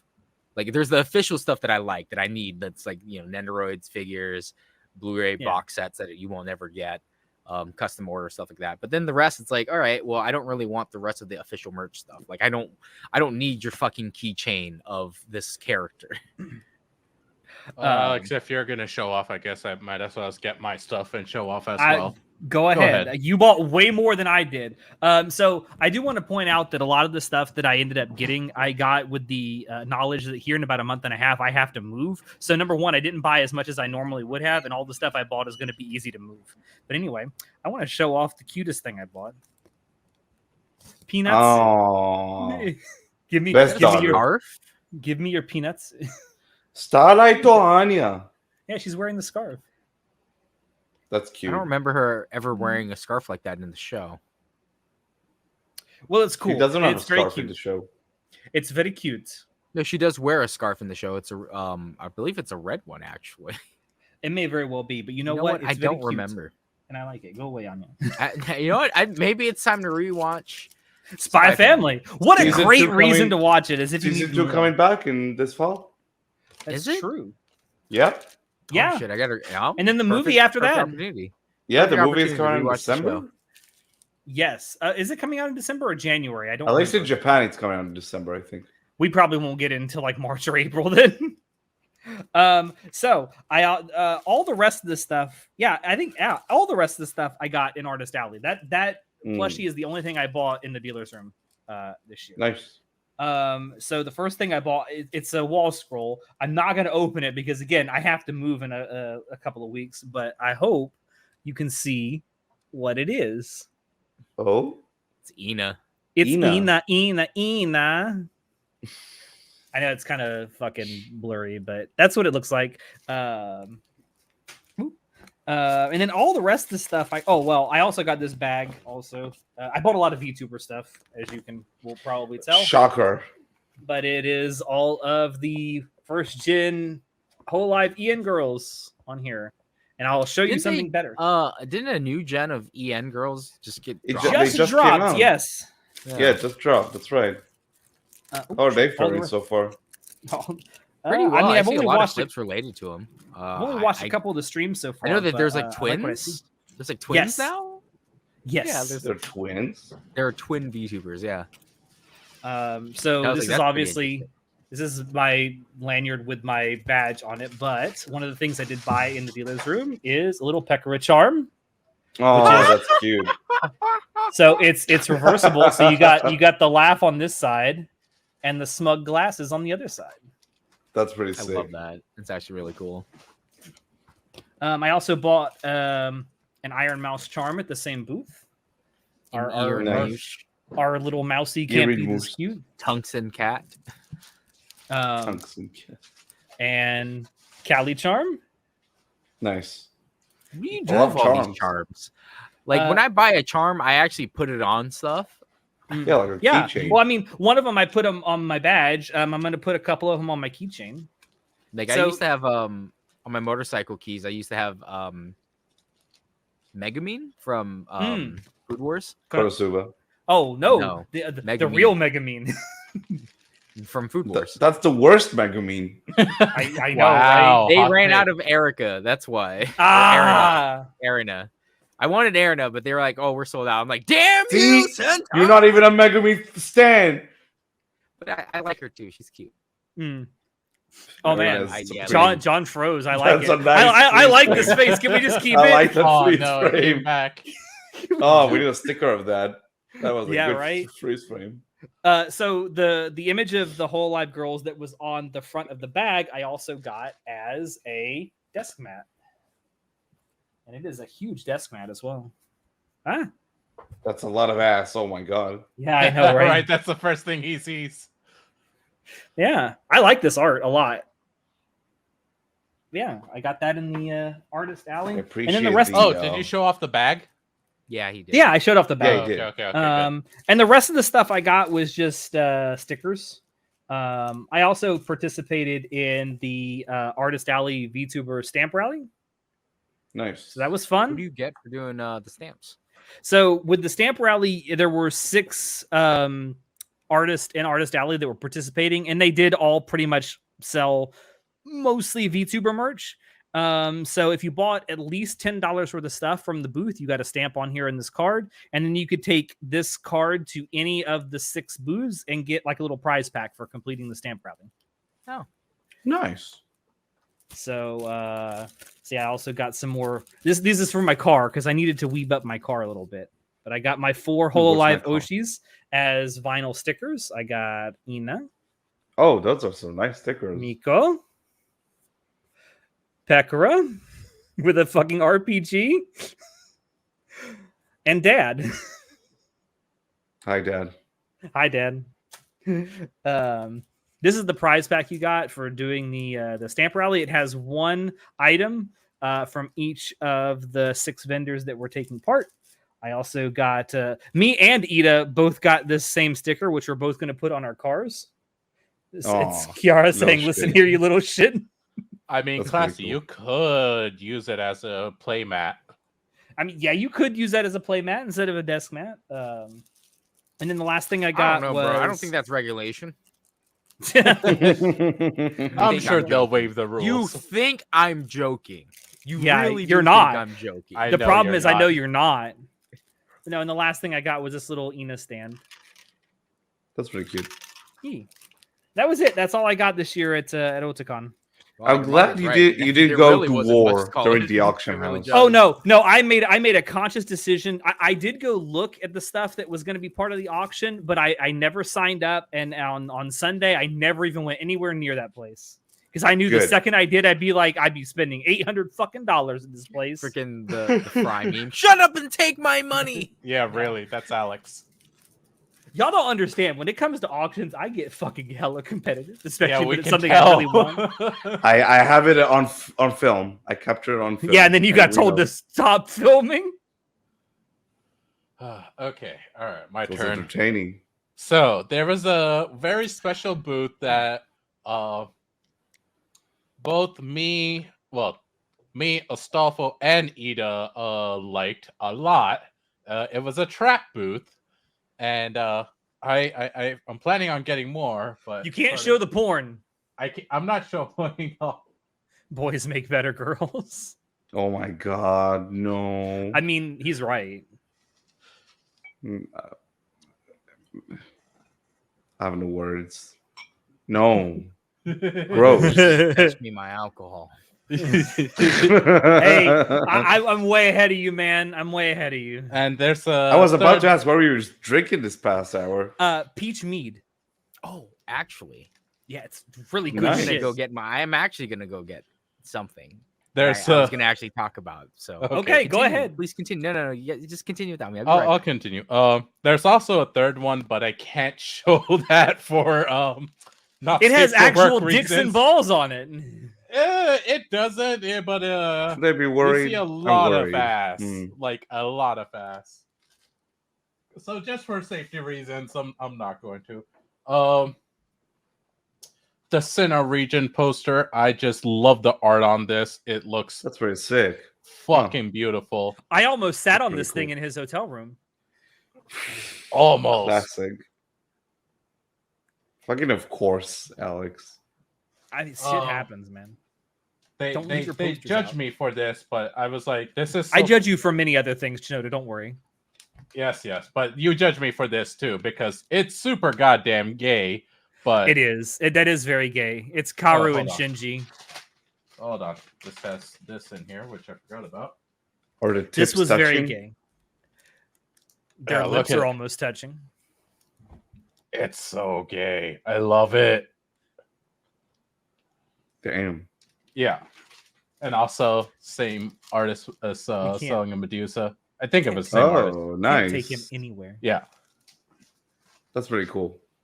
So you got a nice haul? Oh, I'm Oh, not I don't done. think he's done yet. I'm not. Oh, done, there's buddy. more. There's a lot more. He got way more than I did. I do be stupid. I do be Now. stupid. This actually, I want to wait until John gets back for this one because like it's actually one of probably my favorite. I'm sure that Chanoda could send you a separate picture of the Shinji print. Nice. Slide into Puzzle's DMs. Could post it on Chanoda. his as a Oh, yeah, Discord he can channel. post this on our Discord server as well. Which Yeah. you can join down below if you're not already joined. Oh, this is a puzzle's gift that I have in my hand. Oh, don't Put show away. that. Yeah, yeah. Don't show that. I'm gonna put that away. She's here. I also got this a hat. Nice Hell hat. yeah, yeah. Now, What's I on- want what's to on it? point out he got this bucket hat, and yes, it looks really nice. I like the design on it a lot, but I need to tell you, Chanoda, I've never seen anyone get laid because of their bucket hat. I'm not worried about that. Okay. You could say it was on his bucket list. Stop. I hate you. I hate you, Natai. I'm just doing my part, you know. Now there was also this Assassin's Creed Brotherhood What the fuck? thing. Yeah, it was at a booth. It was a collector's edition item that like around that time I did not have money for cool stuff like that. So What is I that? thought, I will open. Is up it a and collector's show you. edition version of the game? No, not the game. No. It's an item that came with the collector's edition of the box. You have my attention. I'm like, wait, what? Hold on, I got it. Oh, and it also comes with this Oh, John's back. I'm back. cool art book. Oh, that's so sick, dude. Yeah. Assassin's Creed. Yeah, Ezio the Auditore da Firenze. That's so Brotherhood fucking cool. box. Oh, that's cool. Yeah. What's in the box? What's in the Hold box? on, let me open the box. Who is Desmond? There's You know, one. every Who's time I this one? hear, oh my god, Oh, I What's have in to the actually box? use the key for the box. no, not the 7 thing. Thing before that, when I That's a literally good came movie, back by the in. way. This one. All right, first time actually using this key. Yes, it's an unboxing video. This is turned into an unboxing video. Oh, wait, what the? What happened? Hold on. What? Oh, it's like a shit. Jack in the What the Box. fuck? It is. Yeah, it's Jack in the Box. Look, Ooh. Oh, it's the Jack Oh, from it's the a fucking- PvP. For the multiplayer. That's so cool. Yeah, that's so freaking cool. That's I love sick. it. Creepy as Yeah. fuck, but that's pretty cool. Oh, that's a favorite. All right. it's a shame I don't like Oh. Assassin's Creed that much. Honestly, I get it. Like Bro, that's like I only played Assassin's Creed 1 and 2 because I got them for free on PlayStation Network. Because you PlayStation played Gold the used peak. to. Yeah, that you was did. the peak. Yeah, One you and kind of Two is did. the peak. Two Okay, is the one peak, was in my I opinion. liked 2 in my opinion. Yeah, I thought 2 was like really good, but Brotherhood was really solid as well. I think the didn't Ezio like trilogy one. overall is pretty solid. Ezio trilogy Revelations was the just kind of perfect- all over the place. I heard people like really that- like Black Flag though. Number 4. Yeah, Oh, I Black love Flag yeah, is but fun. it's- it's my favorite. But it's just not an Assassin's Creed game, you know. I like I disagree. like them. I like the mechanics of Black Flag more than I like the story. The story was That's fair. Fine. That's actually fair. the story was fine. Anyway, just- also, no. John, just wanted to show you this. The gay All Kaoru the Shinji gay. print. I see the secretary coming in behind you. Hi, Oh. secretary. Secretary. Oh, it's a shame your internet Block. sucks. It keeps telling you. We got to see full face. It's a shame John's internet sucks so much we still get Now. to see Lacey. This is like one of my absolute favorite things that I got from What there. is it? Oh, that is David. Oh, that's so fucking cool. And Oh, look, it goes oh nope, other side. It goes Yeah. from the beginning of his character arc through the whole story in in the slow-mo mode. That's so cool. That's That's pretty No, really it's sick. sick as fuck. I saw it and I'm like, That's really nice. yo, that's Hmm. actually fucking cool. So I'm really happy with that. We went and saw the what's it called? The quintuplets special. They aired it over there before Nice. everywhere else. So like that was cool. Got a little thing for it. Which quintuplet is the best quintuplet? There's Bro, only one answer to that. It's headphones. Miku. thank you, Alex. Thank you. Got some more speaker stickers. Hey, I remember where you got these from. I Little should have picked up some sister. stickers from this vendor. Yeah, I think I have their cards. So oh, Hmm. hey, peace I love sign. autistic women. Oh, John's gonna get his internet's like, nah, man, you can't have this. No, That's my a upload massive speeds vault are like so far. super slow right now for some reason. Welcome to my life the last month. let's see. I don't know why my upload speeds are so trash right now. you guys have upload speeds? Yeah, right? I did. I used to get 35 megabytes per second. Now I'm only getting 156 kilobits. Bro, what's even 10? Yeah, right. I mean, I get 20, but it's fine. It's fine. Still double what I get.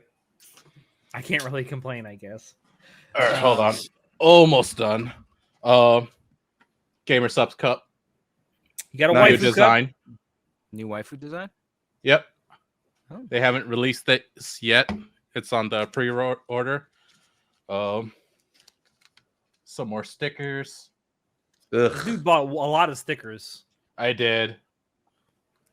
Hey, And- I'm not gonna show that one. No, I That's know what you're talking about. Don't do that. The Toru.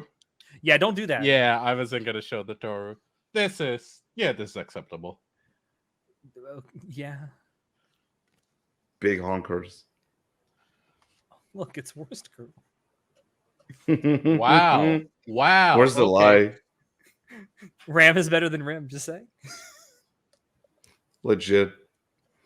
What a prick. At this Am I point, right? Ram has more screen time than Ram. I know. Is that all you got, Chanoda, or is there more? Nope, hold on. Oh. Just Or is that a stupid question? that was a Hey, stupid you question. fool. You fool! You absolute fool! I like Ooh. that. I like that art a lot. That's a nice piece of art. Ugh. I can't Alright. wait for season 2 to come around. right. So close yet so far. I'm Wow, surrounded by more and more people who read the manga, and I hate it. I think it's a hint to you, Natai. Maybe. One of them is your girlfriend. I hate it. She's like, "Oh, it's actually really good." I'm like, "Oh, thank you." There's so much I could do about it now, right? And oh yeah, I got. Speaking, we were just talking about kaiju a little bit earlier. Kaiju. Is this the Godzilla T-shirt you got?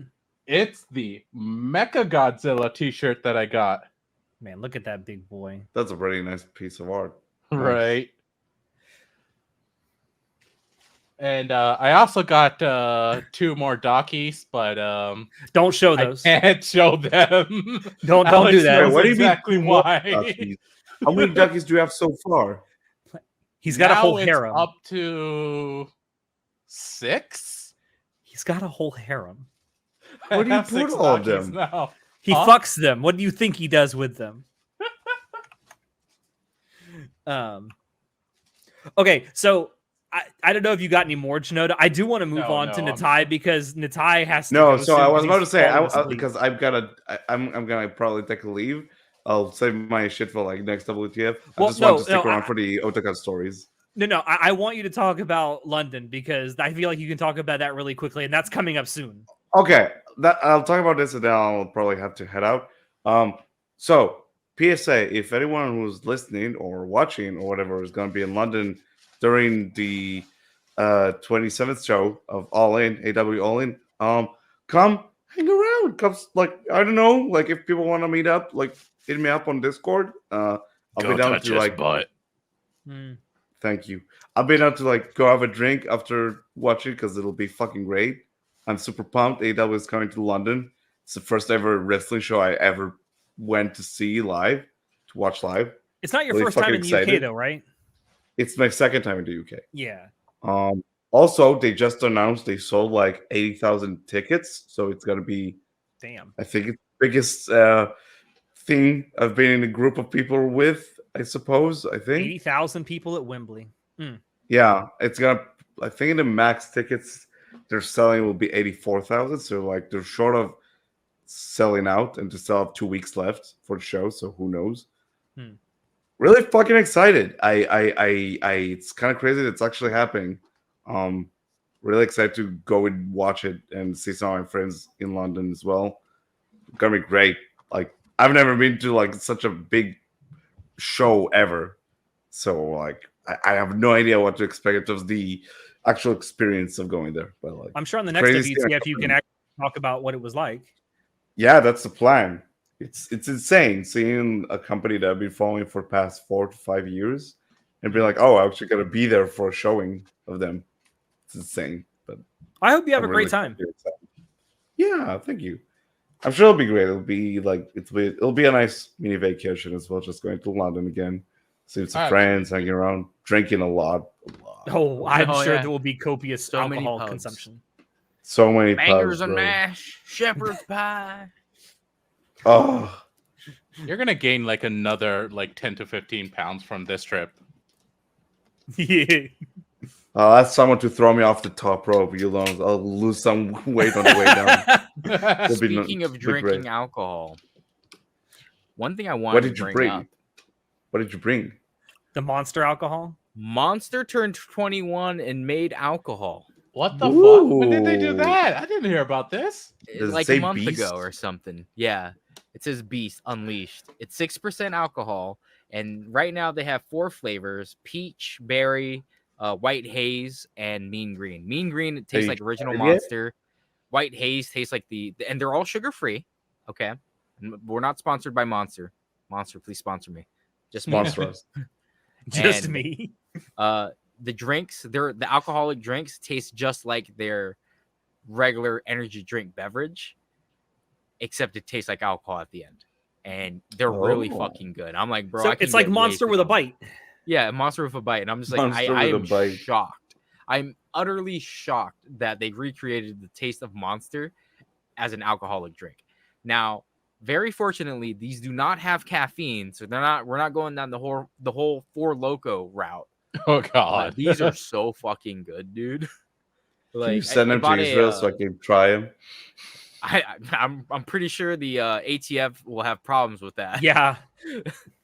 I kind of want to get these and try them once on maybe the next WTF and see if they're as good as advertised. I really like the mean green and the peach flavor. Those are my favorite. Those are my favorite flavors. Original Monster and peach are my 2 favorite flavors. The berry one's not too bad either. Well, the spiked Mountain Dew is good, so I'm looking forward to trying Bro, this one that's as still well. Spike Mountain Dew is still not sold in my state, and me and my wife are super salty about that still. They're like, God "What the heck, damn it. man?" I'll ship you some, John. I'll ship you some. Again, I don't think the ATF The ATF will be appreciate- very, very familiar with you if you try that. Look, I'll talk to them. Built-in system. We'll work it out. When's the next tasting stream? That's what I want to I know, right? Would be- I feel like every single episode now, the WTF has something that we're Someone's trying for the tasting first stuff. time. Yeah. Hmm. Is that Well, something about me is there that a first dip? I love trying new drinks. Oh, me too. Like, Yeah. just Same. in general. Like it's like if I've never had this, if it's a new line of drinks, if it's a weird flavor, I love, like, I don't know what it tastes like. I need to try it, you know? And that's how I've discovered some of my more favorite like flavors of stuff. Like when Gatorade came out with cucumber lime, I was like, cucumber lime. That sounds freaking disgusting. I do it, which I love just weird stuff flavored, and it's like food items, anything. I love trying new things. Penis vodka. Yeah, Penis I would flavored try vodka. it, dude. I'd Do fucking you want to try it. some cum flavored vodka, John? Fuck it, bro. YOLO. Very salty Indeed. vodka. But I just Why like would trying you new say things. that?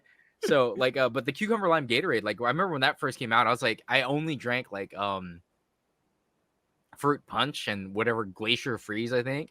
So my favorite flavor of Gatorade is cucumber lime. But I never would have knew that if I never tried it because it's a weird flavor. I like it. It's pretty good. Yeah. And I'm just like, so that's kind of my whole like why I try new things, because you don't know if it's gonna be good or not. John, And if you you know don't like what it, you don't like it. You know what I really freaking miss? Arizona did a special cherry blossom thing where they had a cucumber flavor. I Oh missed yeah, it. no, they still have So- that in stores here. I know. We don't have it over here, and it pisses me off because I'm like, Yeah. I love that flavor so Oh yeah, goddamn no, much. the cucumber tea one was really good. I love it. That's Bro, my again. I bro, love cucumber flavored stuff. we and I'm just like, wow. gotta trade. I'll send you the Mountain Dew. You send me the cucumber. We'll make it good. Chanoda sure is waiting for his cucumbers, right? I know. Oh man, but He's yearning for him. He's yearning for some. I'm not cucumbers. gonna, Natai. You don't understand. It is like the most refreshing Arizona I've ever had. Is it that good? It's that good in my opinion. Like I really fucking loved it. The flavor was just So- out of the world. for me, Arizona tea is part of that. Like, it's nostalgia for me Mm. because I remember Mm. drinking that in high school. It's all still the time. 99 cents a can, And, John. yeah, it's still 99 cents a can, which is amazing. That's crazy. My only gripe with Arizona tea is that they don't make sugar-free versions of it because I'm diabetic, so I can't have too much sugar. And if they They do made make- sugar-free versions, They do make diet versions of some of their drinks, but not all. some of them, but like the cucumber one that they just released, I'm like, why don't you? Because normally with soft drink companies nowadays, they'll release a new flavor of something and then they'll give a diet version of it too. Mhm. Because they understand a lot of people are drinking more of the diet stuff. So they're like, all right, well, we don't want to lose out on the market. For Arizona, I get why they wouldn't do that because, it costs more money to go sugar-free alternative stuff because, they want to keep costs low because they're selling Arizona freaking tea cans for like, what was it? Freaking, is it 32 ounces? How big is the can? I It's don't a even 32 remember. ounce can that's 32. 99 cents. Yeah, it's like a lot of drink for very little price. So I understand why they don't do it. So that's why I'm like, I'm not, obviously I don't hate The it. too ties much. over there, like, what is this ounce you speak of? What What is is this? this ounce? An ounce, a fluid ounce. What? Actually, I do know a bit of ounces because when I was in bartending schools, they used ounces. Mm. Really? You went to bartender school? It was like, yeah, bartending course. It's not school. Oh, That's okay. what I it is. was just like, you Yeah. went to a bar. I don't have a degree in bartending. Man, but this is You're not a this is- mixologist. I'm not a mixologist. I'm an amateur mixologist. Oh, what's Alex getting? Does he? Oh, not no fucking No Oh, it's a way. fucking ship. No. I'm a mixologist. You're not, dude. Baby's first award does not count.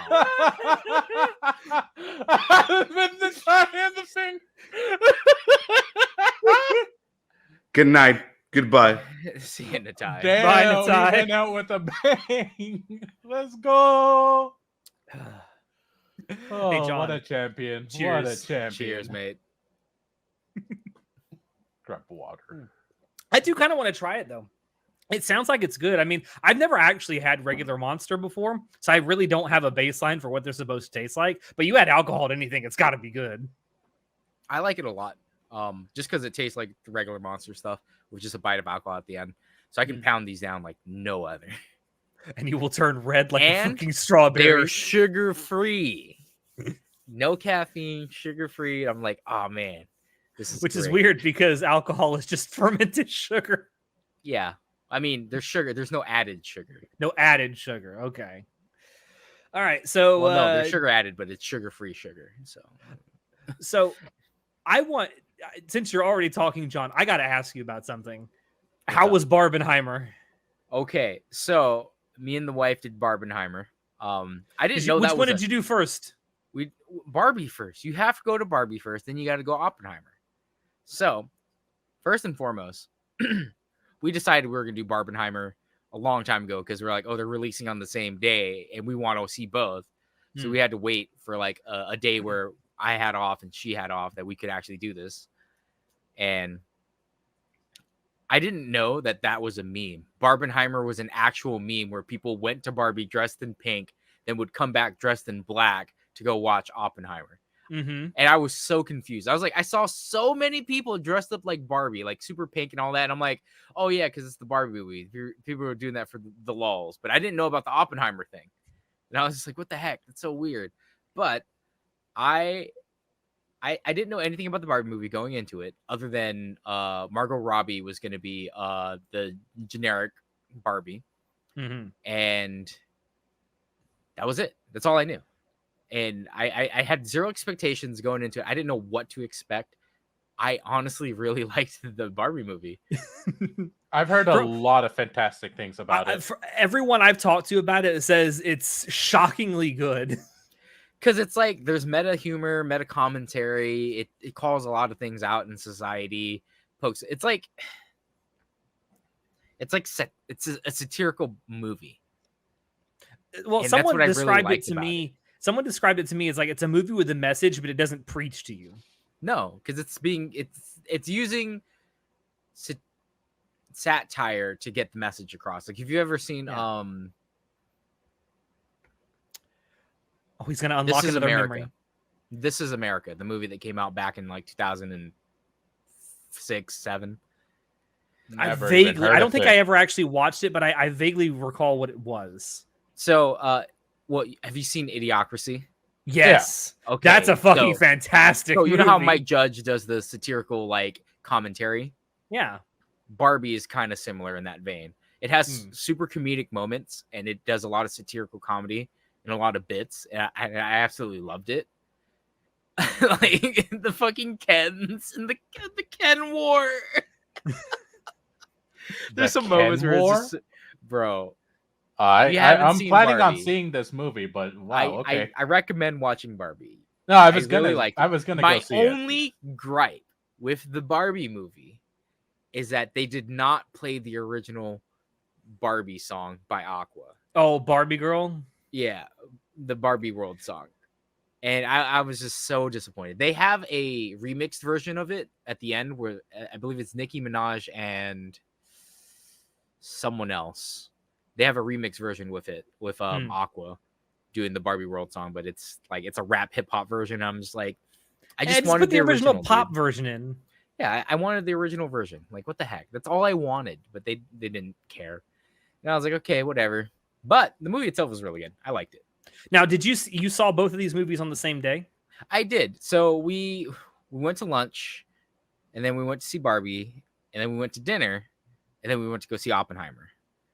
And I honestly, I liked Oppenheimer way more than I liked Barbie, but I knew that going into it because I thought I've always been fascinated about Oppenheimer because, you know, atomic bomb stuff, right? Like I don't know too much about it, and it is a 3-hour-long movie, and I can definitely say the first 2 hours, I did not feel the first 2 hours. The last hour kind of dragged, but it was very interesting. Like you get to, it's based in like, here's the first third, here's the second third, here's the last third, right, of arcs. And each arc does a really good job. My only complaint about Oppenheimer was that there was a lot of information from the first third, which is like background information that I didn't know. Because I don't know too much about Oppenheimer himself, like his backstory about like where he came from. And it just seems like they jumped from A to B to C to D super quickly in the first third. I get why, because, you know, it's already a 3-hour-long movie. Like there's so much to go over, and they didn't really have to go over that. And I found out that they didn't actually set off an atomic bomb. That was just a fucking meme. I actually believe that they did. Wait, what? I mean, You actually thought they set off a atomic bomb for a movie? Yes, because people were because reporting that they did. Because Christopher Nolan said they didn't use any CG in the movie. Oh yeah, that's right. So they Which were is like, what Christopher hey, yo, Nolan you is set off a famous real for. nuke. But yeah, that was fake. But they did set off an explosion, and they used like practical effects and like camera tricks to make it look like a giant like freaking nuke explosion. Yeah, it was still practical effects. It just wasn't an actual nuke. Yeah, but the editing in Oppenheimer was on point. Like I loved everything about it. The acting was on point. I learned a lot about the guy, about his personal life, things that I didn't know. And I was like, that's actually super cool. Oppenheimer really is a very flawed person. Yes, he's a flawed genius. Well, I mean, a lot of things wrong, but I have not. So that's like I believe Barbie was like a 90-minute movie. Oppenheimer was like 3. So we spent like, what was it, 4.5 hours just sitting down watching movies. Yeah, and I was just like, Jesus. We rented out really comfortable seats. Like we had like recliner seats and stuff. Like you can turn it like all the way back like a bed. Oh, you went to a bougie theater. No, all theaters are upgraded like that nowadays in our theater. In our Oh wow, lucky you guys. Not here. During COVID, because people didn't want to go to movie theaters get packed like sardines anymore, movie theaters decided, all right, we're just gonna get those really nice lounge chair ones, so people will be super comfortable and just want to watch movies all day. So a lot of movie theaters transitioned to the really nice ones, like really nice recliner chair ones. So that's just standard for us now, which is awesome. But hey, I would love to watch a movie like that. I'd be afraid if it was like too quiet of a movie, I'd fall asleep though.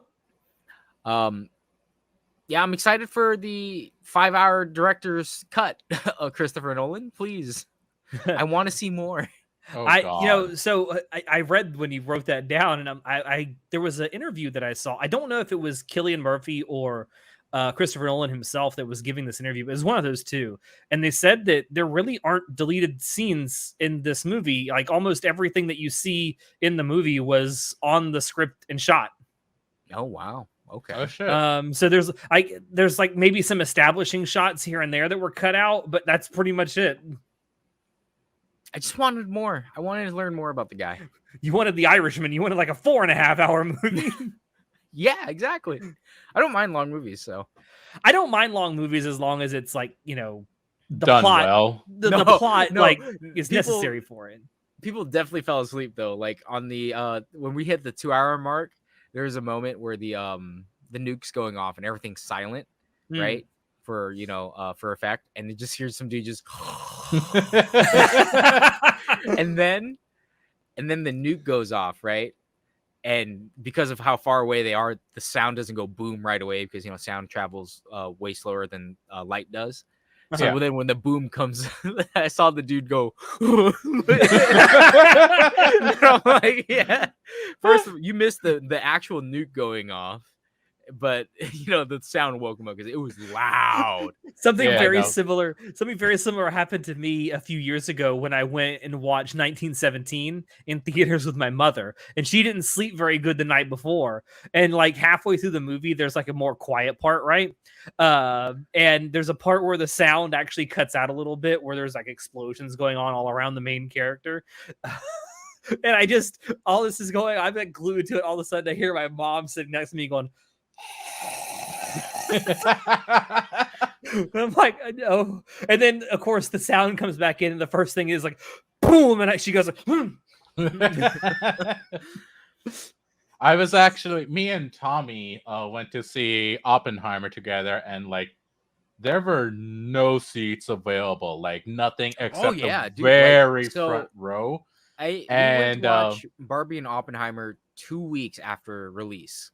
Yep. And at the for Barbie, we went to go see that around like 4:30 on a Saturday. So that's pretty that's typically not when it's usually packed. All the seats were packed. Oppenheimer, we caught the last showing, which was at like 9:45 p.m. at night, and that theater was packed on a Saturday night. People were gonna watch this 3-hour-long fucking movie. So we got out of the movie theater at like 12:45. Like 1 a.m. in the fucking morning. And I'm like, jeez, people. And I was like, I can't believe, like, this must be a really good movie if people are coming out 2 weeks later to still watch it. Yeah. No. Hacking theaters and stuff.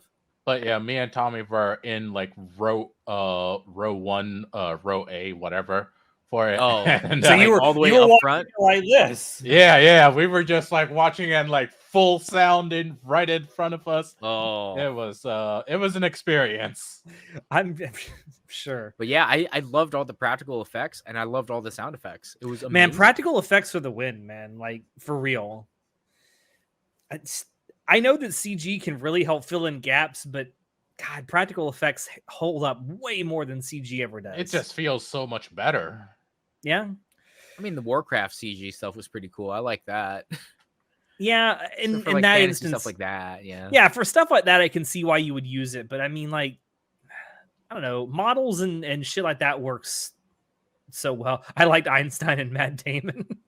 Matt Damon. Matt Damon. I like how people were also saying that Robert Downey Jr. was subtly shitting on the Marvel franchise by saying this is the best movie he ever worked on. Wow. Maybe. I mean, RDJ did a really good job. Like all the actors did a really good job. I really liked the movie. Like the actors in the movie. Mm. I had like obviously CGI I had would've way better more than Puppet, impression yeah. from Oppenheimer than I did Barbie. Like Barbie was good, don't get me wrong, but Barbie was kind of just like it was the appetizer, you know. That's actually a fair enough way to describe it. I will say Barbie has become the first female directed movie ever to pass $1 billion. Oh my god. Was it yes, really? It is the first movie directed by a woman that has ever passed $1 billion at the box office. So, I mean, that's quite an achievement. That's cool, but at the same time, it's a little bit sad. I feel like we should have had that much like long ago. I mean, Okay, I don't know very many female directors, to be honest. there's The Wachowski there's- sisters? You mean the Matrix brothers? only one of Yeah. those are still alive, though, right? Yeah. I don't even know. But yeah, there's not a significantly large amount of female directors out there, especially that are directing movies like this that are front and center. But I get it.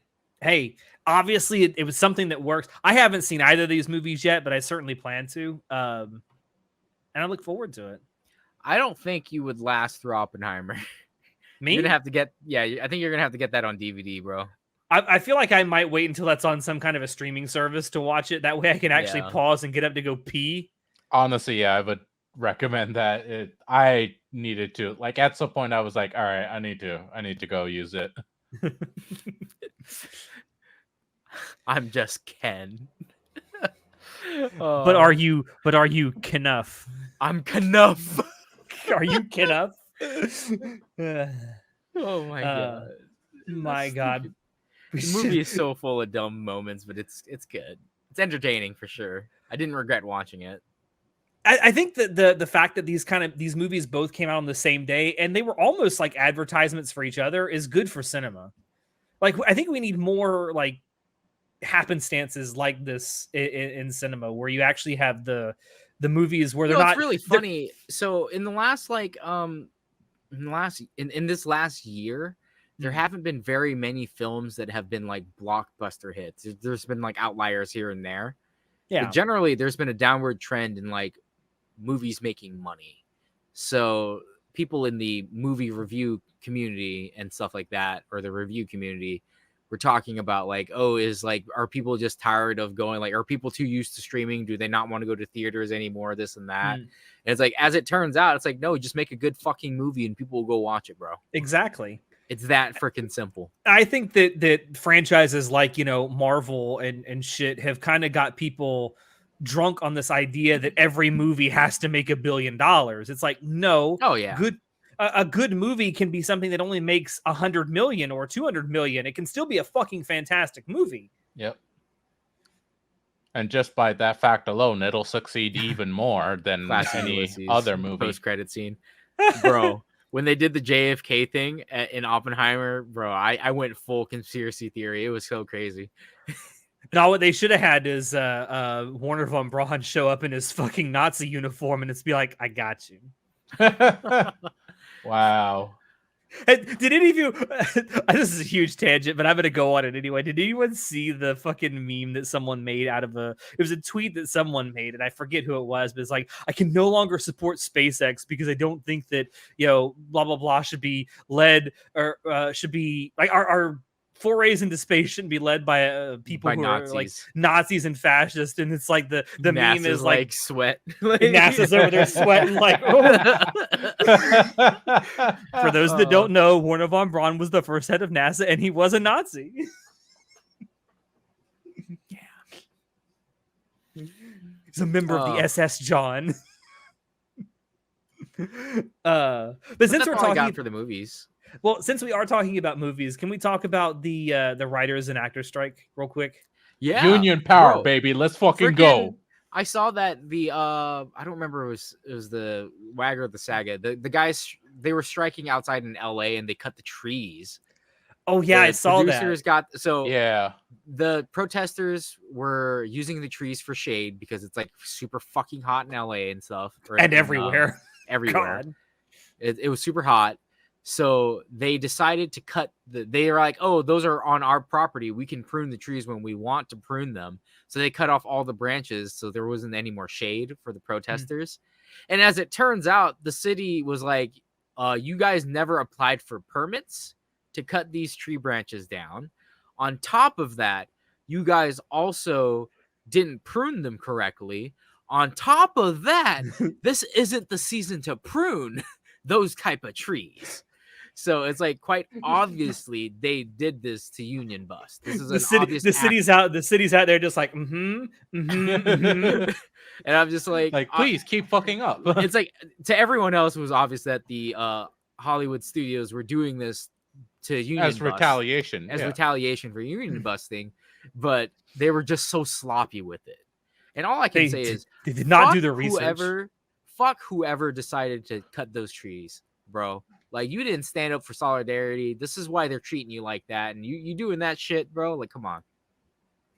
Probably the same person who made the let them lose their houses shit. Honestly, it's a rare win for your bureaucracy. a very rare W for bureaucracy. No, but the part of me that really wants to talk about this is like, obviously I'm on the side of what the actors and the writers want, because what they're asking for, I don't think is very much to ask for.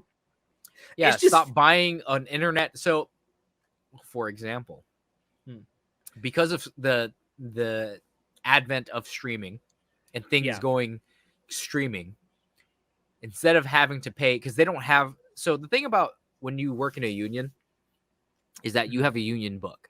You have bylaws and contracts and stuff like that. It's like a homeowners association. Yeah, you have rules that they have to abide by.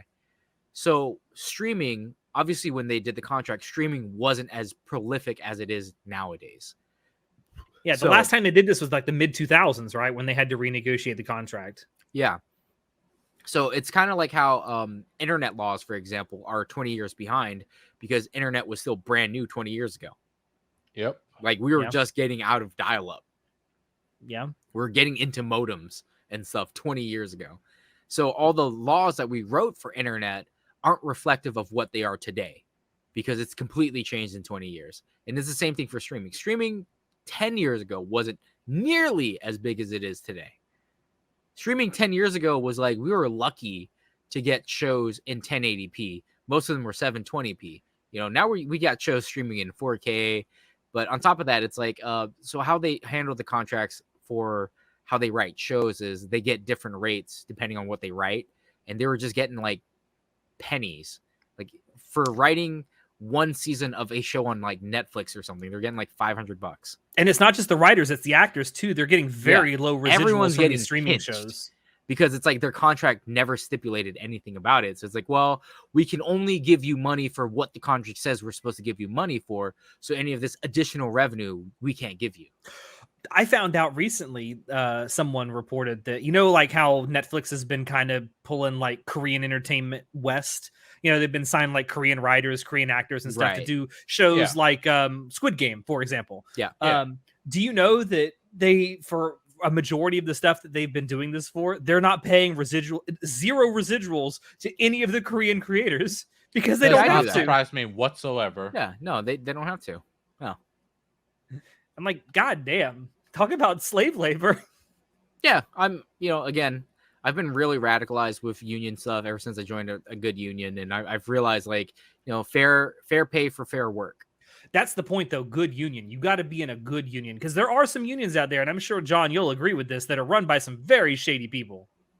Okay, but I mean, don't get my opinion started on, like, first and foremost, I appreciated when the Teamsters were actually run by the mob, and we used to actually break people's kneecaps. So don't get me started on that, Alex. My grandfather was a member of the Teamsters. Fucking, I love your Really? Mm-hmm. But point is, like, I will agree that there's some unions that don't fight for shit.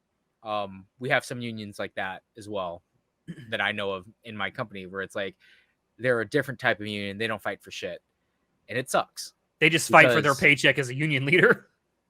Yeah, because as an organization grows, it depends on more donations from the union members, but also you need more, like, people up here to do negotiations for, like, actual law stuff. Yeah. So you need people who actually can spend time in DC and shit like that to actually, like, change laws. But, at any time, power and corruption go hand in hand. So it's a very fair balance, which is why, vote for your union leaders, vote for any representative that is actually for you. Look at all their, like, what their stances are, the characters, stuff like that.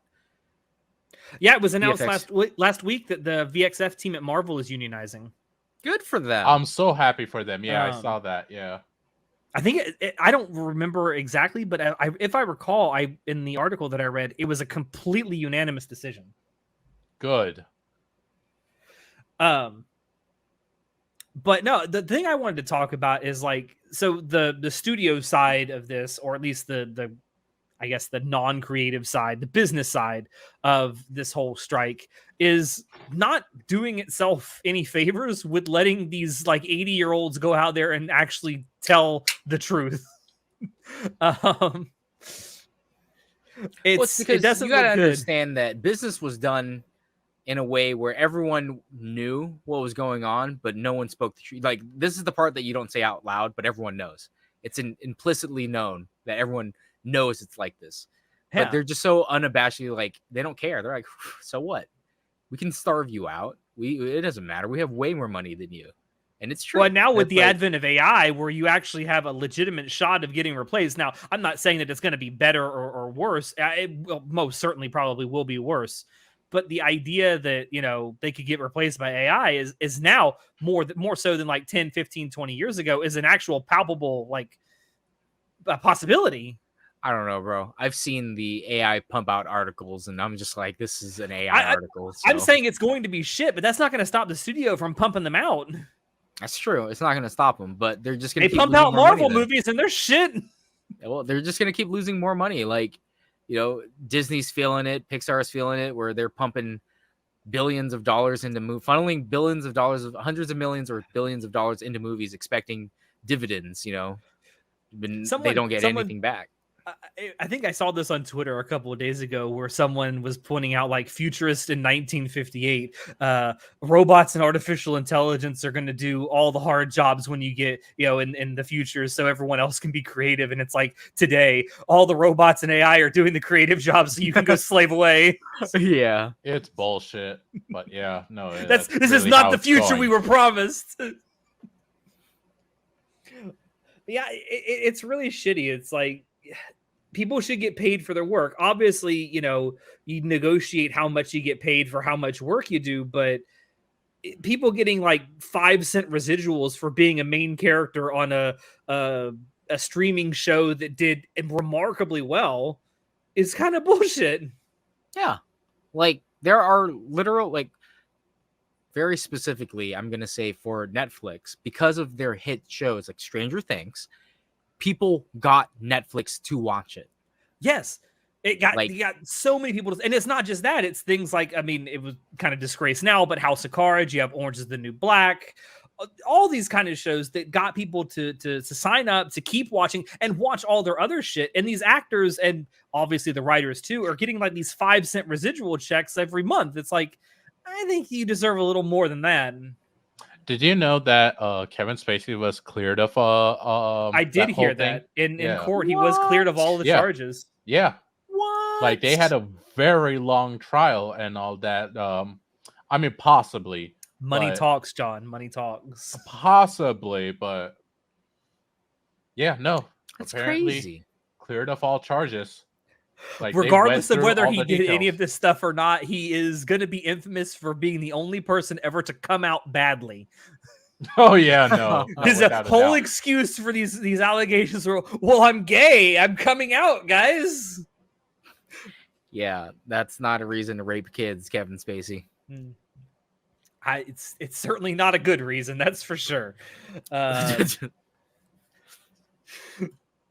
now the writer's strike is and the actor strike. The things that the people who are representing the studios are saying, like if you had a villain in a TV show or movie say those things, you would say they were unrealistic.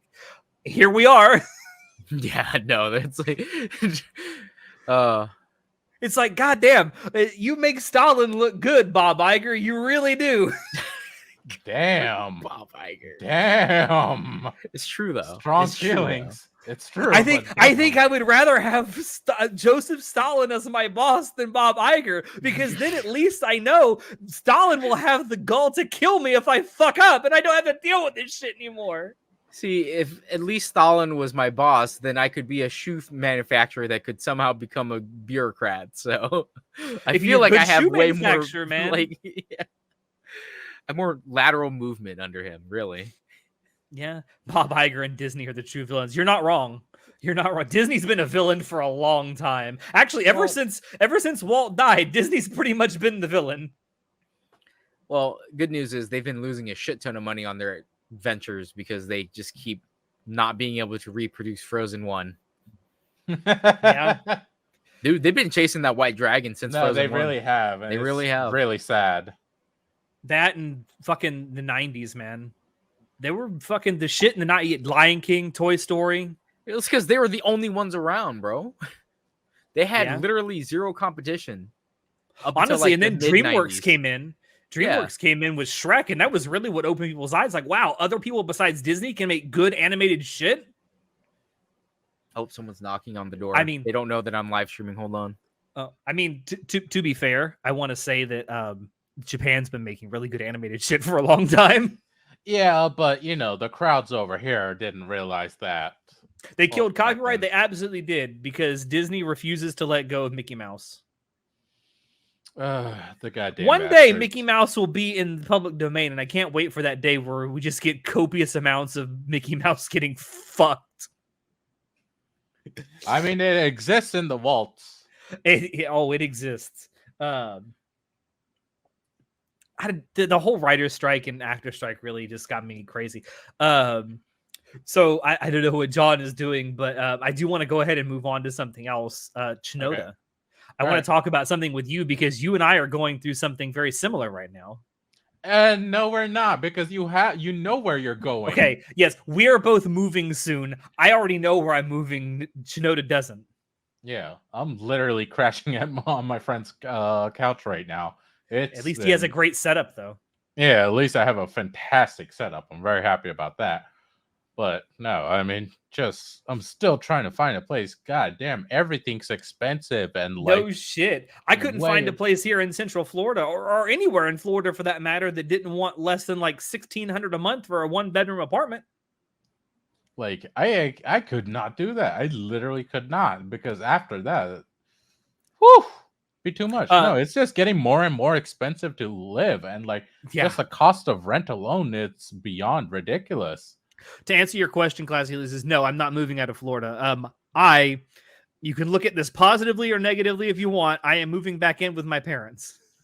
In my opinion, no shame in that. No shame whatsoever. I'm doing it to save money for an actual down payment on a house. So I feel like within a year and a half, 2 years, I could probably make that happen. But yeah, you're not wrong. Finding a place to live right now is an absolute bitch. It doesn't matter where you live. You could live in the middle of buttfuck nowhere, Wyoming. You're still going to pay $1,300, $1,400, $1,500 a month for rent in just a basic 1-bedroom apartment. And that's ridiculous. It legitimately is. I'm back. At this point. Oh, hello. What is on your head? It's ethical clothing for the parade tomorrow. Oh, okay. Oh, I'm participating in a parade for my people. Ah, all right. it's nice. Well, were you listening to what we were talking about? No, I just got back. I was talking to it. We're talking. well- I moved on to us trying to find places to live and moving and stuff. Oh shit, bro! I get that. Come live with John. He has a new room. Do you want to tell everyone about your new thing, John? Absolutely not. That's too private. Okay, that's fair. Fucking Well, weirdos. I guess tomorrow tell all the what was it? Mien? Mien. Yeah, Mien. Tell all the Mien people hi. No, I'm gonna be in the parade tomorrow and just be like, Are you gonna throw beads? no, it's not Mardi Gras, bro. Man, people in fucking New Orleans get crazy about those beads, man. No, but yeah, no. Finding a place is a bitch and a half. Like living in Washington is getting harder and harder for me to like justify being here Yep. Yeah. because we're reaching the critical point where I have to be making at least 6 figures to afford a fucking house. Like that's not cool, bro. That's And a that's not basic house, not realistic. even like a big grandiose house. A basic, Oh like yeah, like 2-bedroom, 2-bath I'm house or literally something. seeing crack houses being sold for like $400,000. Ain't no way. No goddamn way. Bro, I will show you. I will send you. Send me screenshots. listings. Send me I pictures. Send will me show listings. you legit I am crack calling. houses for 400, like almost $500,000. It's Do you because see that- a lot of it's property value. A lot of There it was is a- property value. There was a listing I saw for a piece of property. It comes with a house on it in San Francisco. It's like a 1/10 of an acre's worth of property that has like a 350, 400 square foot actual house on it. I don't know what kind of house it can have that's that small, but it's like $750,000.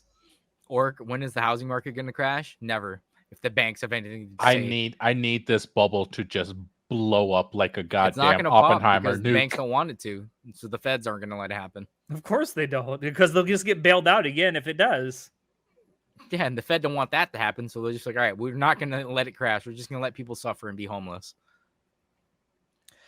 I mean, being homeless is not fighting back, classy Ulysses. Well, no, there's so for in the city for Seattle, for example, they have a lot of co-ops right now. Like back in my old hood in Othello, it's hella fucking ghetto still.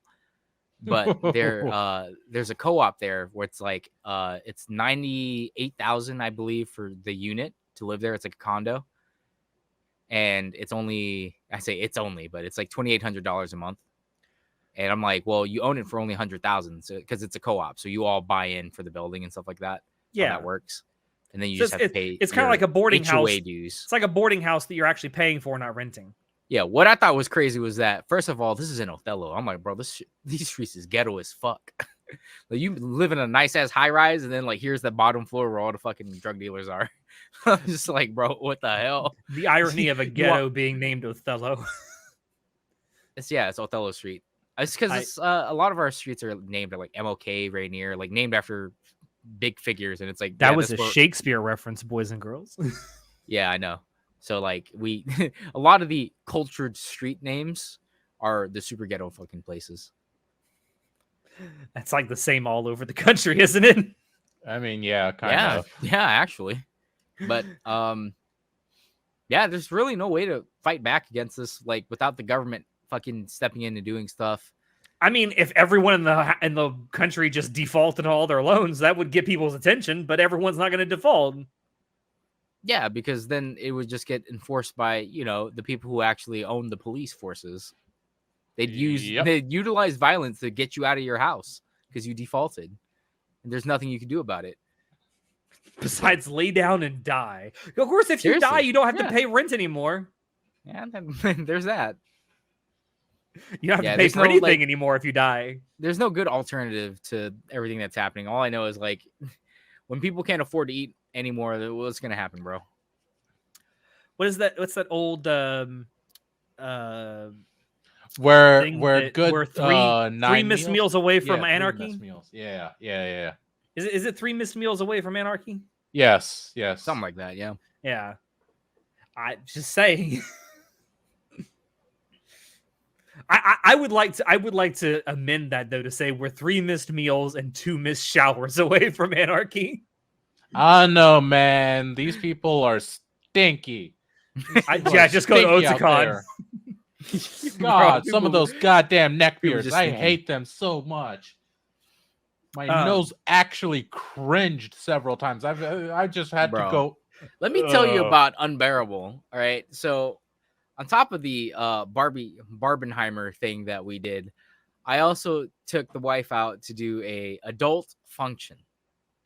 It was drinking alcohol and having tapas or appetizers at the zoo. All right. Okay. Romantic. And No. it was fun. I liked the concept. Holy shit, was there a lot of people there? Like hell of people. I did not expect all of fucking Seattle to come out to do this thing. And I can just say drunk adult functions are fucking unbearable. Like at the beginning, when people weren't that drunk yet, I was like, this is okay. And once people started getting hella drunk, I was like, okay, maybe this wasn't a great idea. Have a bunch of drunk ass adults walk around a zoo. Like, it was just so annoying. There was literally 15 stalls I wanted to go to, but because there were so many fucking drunk people and just being fucking drunk and rude, like, you get like little appetizers, right? Yeah, that's what People tapas would just are. show up and then just like grab 4 of them at a time because they're fucking drunk and they need to eat food right now. So then the people would be fucking making more food and we'd have to wait in line and stuff. And I was just like, God, it was Crowds so annoying. ruin everything, man. Yeah, it's just like they didn't have no common decency to like just grab one per person. It's like, nope, we're just gonna grab hella. Yeah. What a bunch of douche noggles. Talking about crowds ruining stuff, and this is kind of going back to Otakon just a little bit. Chanoda told me that the attendance at this year's Otakon was the highest it's ever been, both at this current location and from back in Baltimore. I do want to point out, if that gets any higher, if it goes over like 48,000, I think they're going to need a new location. Yeah, because we were at 42 this year. Yeah. And if it goes to 48, 50,000, they're going to definitely need a new location because that place on Saturday, at least, was packed to the gills. Holy shit. Where do all these weebs come from, man? Like, a lot of them travel. The better question is, so many weebs tell me that they don't have money for merch, yet they show up to conventions. Come on, man. I mean, have you seen the credit debt situation? Like, everyone's true.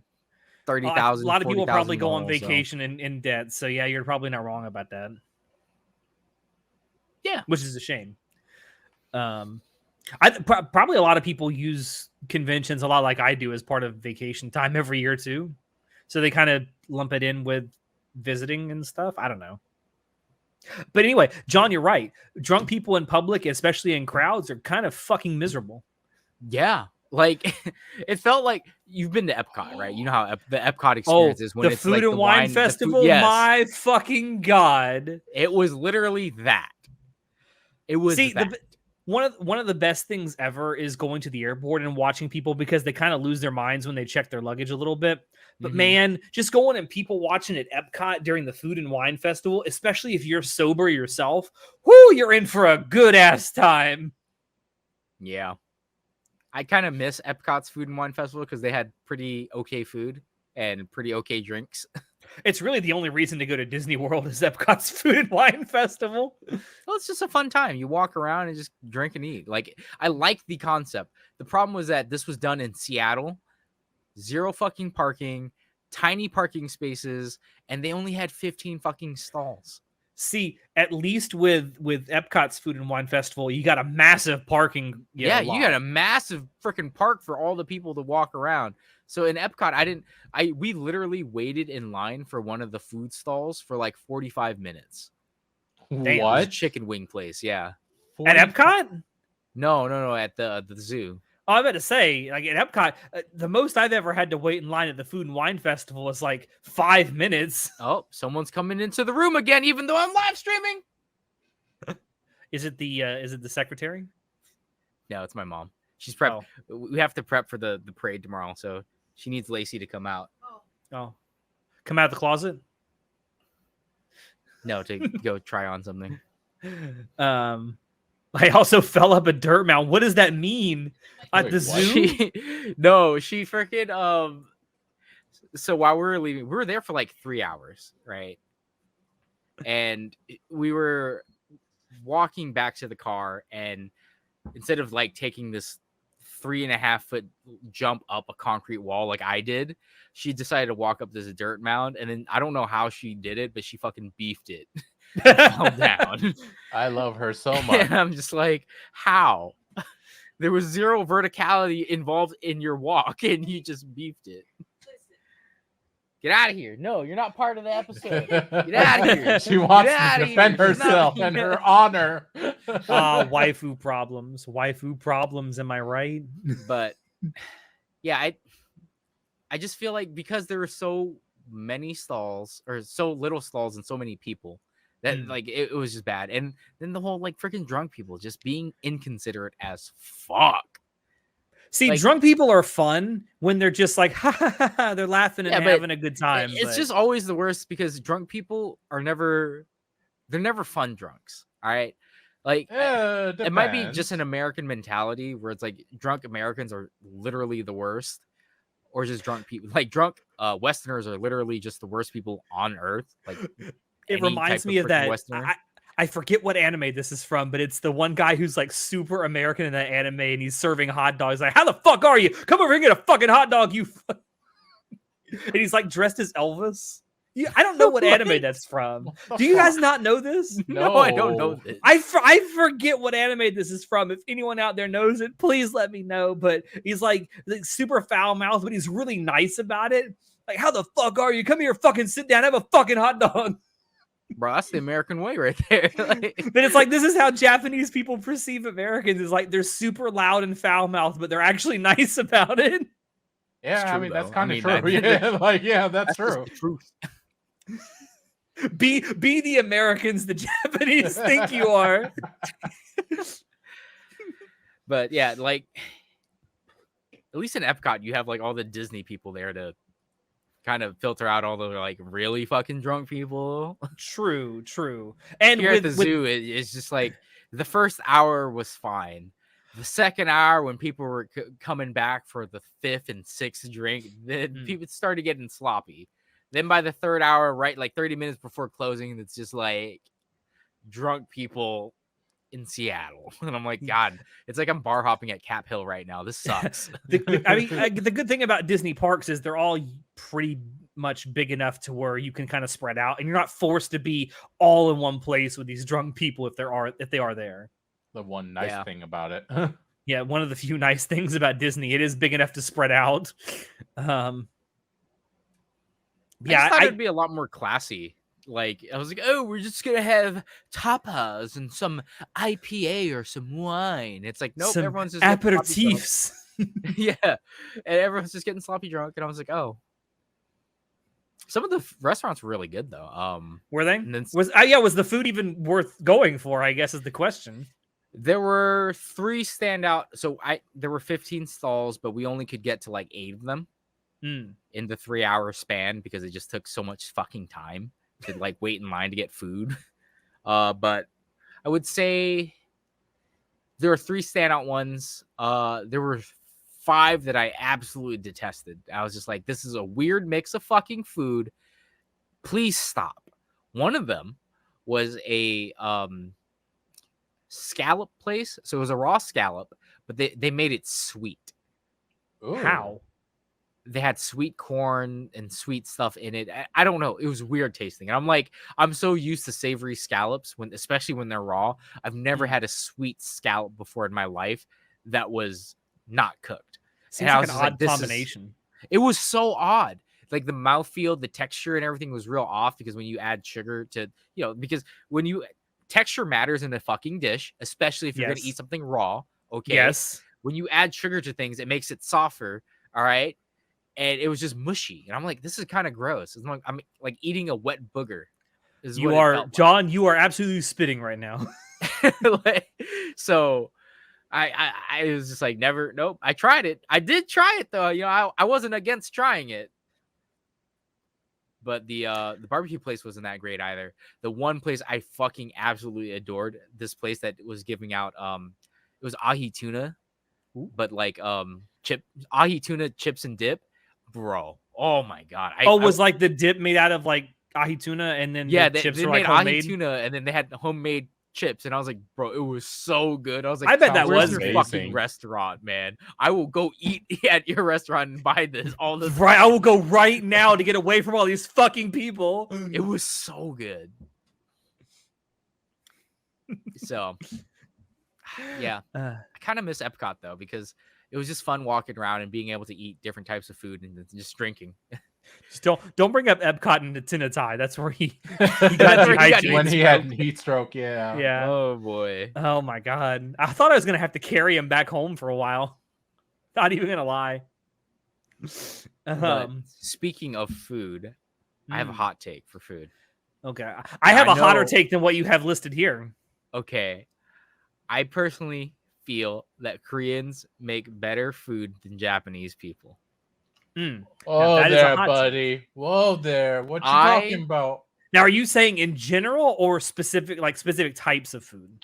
So one of the places we went to for during the Barbenheimer day was a restaurant that was supposed to be a Japanese restaurant, but I looked at the Yelp reviews before and it was like really low, like 3.3, and I'm like, I don't know about that, but the wife wanted to go, so I was like, sure, we'll go there. We'll try it, right? And as it turns out, that place is actually run by Koreans. Because when they sat us down, I was listening to them talk, and I'm like, they're Korean. They're speaking Korean right now. And we ordered the food, and the food was great. I loved it. I was just like, wow, this tastes way better than when a Japanese person makes this Japanese food. Other than the quality, like, I have some qualms about it so the thing about, like, if you order from an actual Japanese place, they care a lot about quality and consistency. They care a lot about quality control. Yep. Korean places not so much. They care more about the taste and, like, is it good food or not? And that kind of like barbecue place we went to in LA a few years ago was pretty good. Korean remember barbecue that? in general is really good, yeah. But the point is, Korean people have a different type of culture when it comes to food, and it's just like, we want to eat cheap, good food right now, real fast. Get the fuck out of my restaurant.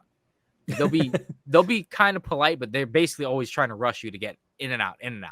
Versus Japanese people, they're like, like, there's a time limit, but take your time. What do you need? Like, let me hand and foot, right? So obviously the Yelp reviews. So while I'm sitting there eating my my tonkatsu, I'm like, why is this place rated so low? And I'm looking through it, and there were just like the quality control issues. Because like in my tonkatsu, there was like a piece of garlic in one of them, and I'm like, there's not supposed to be garlic in here, like a pickled garlic. So they accidentally cross-contaminated it. So I'm like, okay, I can see the quality control issues. On top of that, the service, I was like, yeah, they're very like, hurry up, get the fuck out of my store. But I'm like, but that's just how Korean people are. That's how the restaurants are run. It's funny. It's kind of like Southerners, except for the get the fuck out of my place thing. Because Southerners are like, they want the cheap food that tastes good, but they want you to stay a while and talk with them over some sweet tea. Yeah. So like, it was, the food portion size was big. The food taste was great. Quality control, not what was all the price there. like? The price was actually pretty decent. It was not too expensive. It was Good like value for money. It was a good value for money, I'd say. Okay. But then that made me think back to like back in high school. My favorite teriyaki place was also run by Koreans. A classmate's parents ran this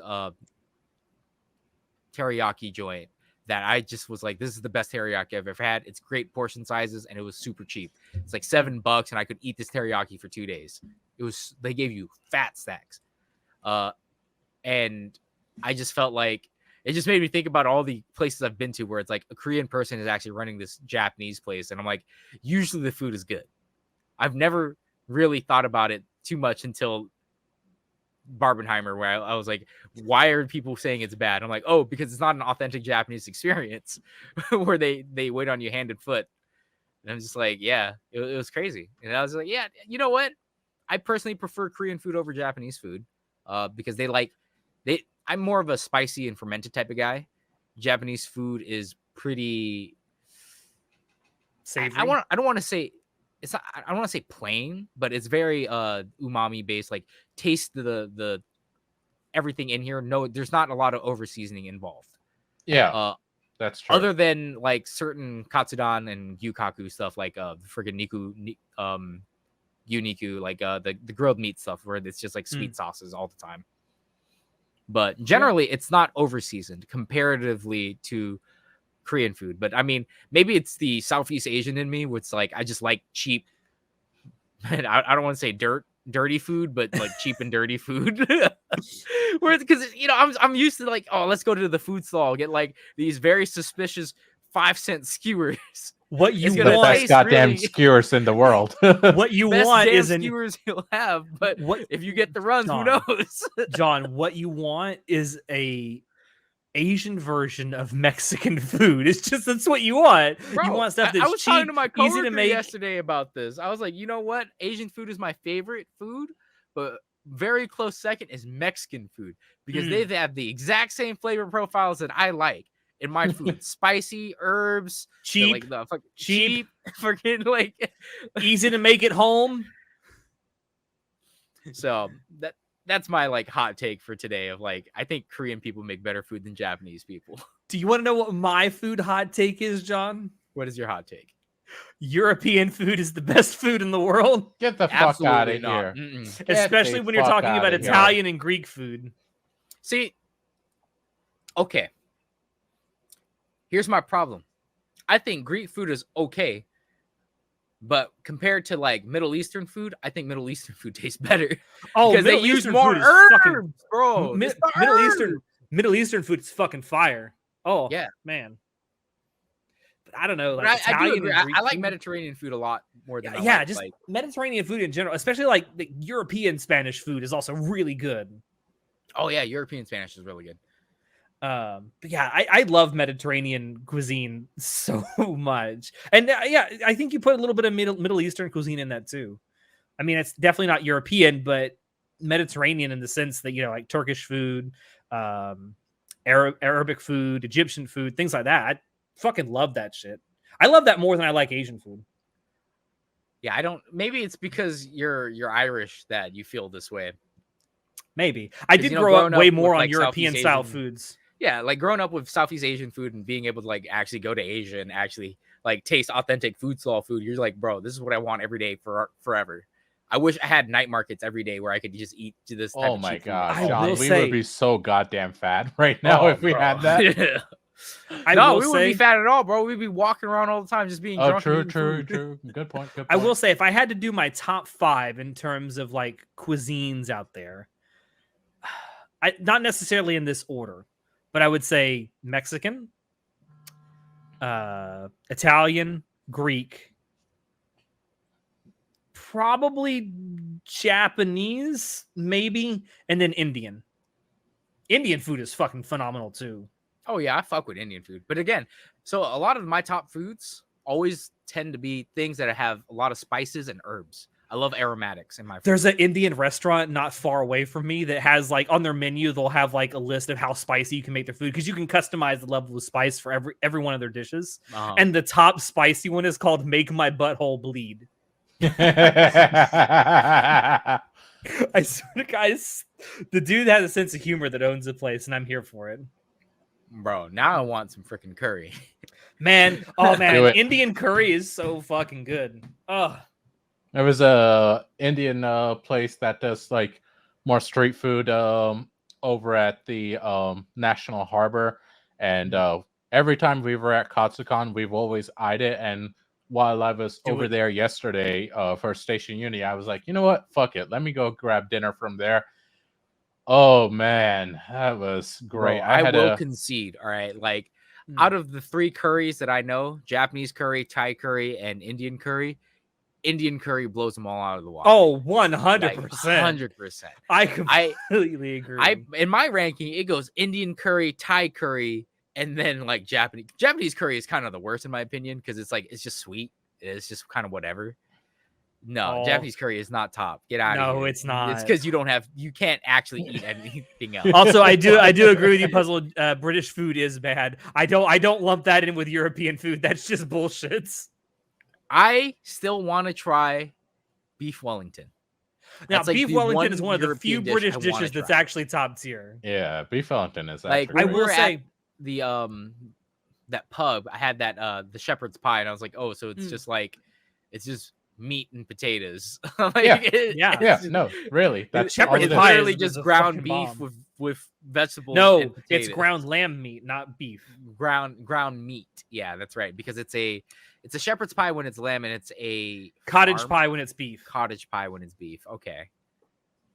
And it does make a difference. It actually does. Okay, classy Ulysses, but Wendy's slaps. So like Wendy's does. Oh man, Wendy's burgers slap hard. What are you talking about? They're so good. Oh, I fuck with I just like the baked potato and chili. That's my favorite. I mean, Wendy's. Do you, what? I don't like Wendy's. No, that's fair. I can see that. Chanoda, I have to ask you a question. Are you now or have you ever been a communist sympathizer? What does that mean? No. What does not liking Wendy's have to do with being a commie? No, it's fine. It is whatever. I like Wendy's because like my favorite thing to do at Wendy's, like no cap, is get the medium fry and a large frosty and just dip the fries in the frosty. No. Hold on. So basic. Fries and a frosty. That's basic stuff. Did you just say no cap? I did. And ironically, in a fucking sentence, I did. Bro, you're like 35. Calm down. Excuse me. I am not 35 yet. On God, for real. All right. I hate this. Should be bussing. I hate this. I want to end it. Oh God. But no, were you talking about beef Wellington like you were before? The next time I'm in Las Vegas, I definitely want to go to Gordon Ramsay's Hell's Kitchen because they serve his signature dish, which is beef Wellington there. Bro, classy Ulysses is on that, man. That 2 for $4 deal, bro. Plus, bro, I'm so upset with the Wendy's deal, right? They used to have the biggie bag and it was like $5 and you get like a burger, nuggets, fries, and a drink. Have any of you ever done a McGangbang? Okay. Nope. So from where I grew up, I heard it was called a McDank. Well, that's where you get the McDouble and then you put a McChicken inside, right? Yeah, kind of. The McGangbang is a Big Mac and a McChicken, and then you just take the chicken from the McChicken put it in the Big Mac. Okay, so when I was in high school, we called it the McDank, and we would get a McDouble with mac sauce, and then you put a McChicken in the middle, and then you'd eat that. I do remember eating that, and all I can say is it didn't taste good. Oh, I fucking love that shit. Nah, too many conflicting flavors. Like you couldn't taste the McChicken, and you couldn't taste the fucking McDouble or the mac sauce. It was all just like wild. Yeah, I have my go-to now at McDonald's, since you can kind of customize things however you want. I just get a McChicken with Big Mac sauce on it. It's really fucking good. Bro, all right, so like here's a poor life hack for y'all. Back in the day when McDoubles used to be $1, you could get mac sauce for 9 cents. So a Big Mac was like $5. It's always been $5. Yeah. But what me and my family used to do is because we couldn't afford Big Macs, we'd get a McDouble and just get mac sauce, and it'd be like $1.09. Because it'd be like you get 2 for $1, you just add 9 cents to it, you get the mac sauce. It's like it's basically the Big Mac without the lettuce. You just get lettuce yourself and put it at home. Yeah. I remember I was talking to my one of my family members about that. I was like, remember when we used to be hella fucking poor and we used to get shit like that? Because we couldn't, like, you would go to the drive-thru, you asked me what I wanted, and I was like, oh, can I get a meal? Like, hell no, we can't get a fucking meal. You think I'm rich? You take large root beer and get a vanilla ice cream cup, make your own road trip floats. I'd try that if I liked root beer. In my opinion, root beer floats are meant to be had while sitting down, not while walking around. I don't fuck with vanilla, bro. I do really not fuck with vanilla. I can vanilla ice cream is the best because you can do anything with it. Yeah, no strawberry ice cream. Fuck out of here. I mean, strawberry ice cream is good too. Either mint ice cream with no chocolate chips, or strawberry. Those are my two. My favorite flavor of ice cream is butter pecan. Or actually, I fuck with rainbow. I fuck with all sherbets. Sherbets are good too. What about rum raisin though? I don't like it. Really? Yeah. Oh, Dr. a Pepper is chocolate man 100% bullshit. You're spitting facts. It's okay. I mean, 23 facts. flavors Who is are 22 you, Alex? too many. Are you just like, who are you right now, bro? Like, Listen, I've had an entire bottle of mead. I'm Bro, telling he's you, trying to, like, we're going on way too long. It's not meant to be like for real. this. For real, for real. For real, girlfriend. All right, I got one more thing I wanted to talk about. They kind of link together, actually. So, things you never realized you inherited from your parents. Nose, no. bad eyesight, hairline. No. Like, I mean, like behaviors. Like things that I noticed. So, for example, my father instilled upon me a lot of habits. One habit being I don't drink soup when I eat noodle soup. Because every time I would try to drink the pho broth or any type of soup broth, if my noodle soup after eating the noodles and the food and stuff inside of it, he would hit my hand when I was little. So I was instilled from a very young age, do not drink the soup. Even though I'm a fully grown adult, 30 years old right now, I still don't drink soup because he did not let me drink soup. Because it had You too are much salt in Pavlov's his dogs, my friend. You Bro, are like- Pavlov's dogs. soup. Exactly. But I also realized like some of the habits my dad has, I have too. And I was just like my taste in power ballads, for example, was completely inspired by my father. I was listening to oh my god, what was that? Caribbean Queen. And I'm just like, Caribbean Queen. And I was like, you know what? This 70s music feels like the pop synth pop 70s to 80s. And I was just like, oh man, I want to listen to Europe. You know, the final countdown. Da-da-da-da. Yeah. Da-da-da-da-da. Yeah, exactly. And then I was listening to Carrie, and I was just thinking about it. I'm like, my dad instilled upon this in me when I was little, and I like this type of music because of him. I was like, wow, that's crazy. And then I also realized that there are some habits that my dad does that I do as well. And I was just like, I am my father, which is a huge shock to me because I was like, I'm so different from my dad. But at the same time, I've inherited so much from him, like the way that I learn. I like my dad. You know, he didn't have a father growing up, so he had to learn a lot of shit on his own. And he instilled that upon me. So I'm like, I learned a lot of shit on my own too. Like just like trial and error and just being able to figure shit out. And just like certain habits of I can't stand, for example, in the car when anything is shaking. Like if there's loose change or like there's something loose and it's like shaking while we're driving, that fucking drives me insane. You ever get those like the squeaky sounds when you're driving too, like the panels rubbing against each other? No, because I make sure there's nothing loose or nothing. But is it Every something time like that that would happens, I go, drive where you? is it? Where's but- this loose but change? that kind of sound would drive you crazy too, wouldn't it? I don't think a loose panel would, but just things shaking in general, like things that should not be moving are moving. It just irritates me. And I'm just like, I stop. I go pull off to the side of the road. Like, I gotta fucking find this. And I realized I was doing that because I was driving home the other day, and I'm just like, I hear something moving, and I'm like, what the fuck is that? What the fuck is that, dude? Someone left a fucking quarter in my passenger side door, and I was like, who the fuck would do this? And it made me think back to when my dad hated hearing change jingle, so he would make me hold down change while we were driving in the car. So I realized I inherited this from my father. These habits. And Oh, what the hell? It's weird when you see yourself turning into your parents as you get older too. That's a shock. Yeah, I mean, there's a lot that I realize now because you know when you're a teenager, you're like, oh, I'm nothing like my parents, and then you know you get older and you're like, oh shit, I'm a lot like my parents.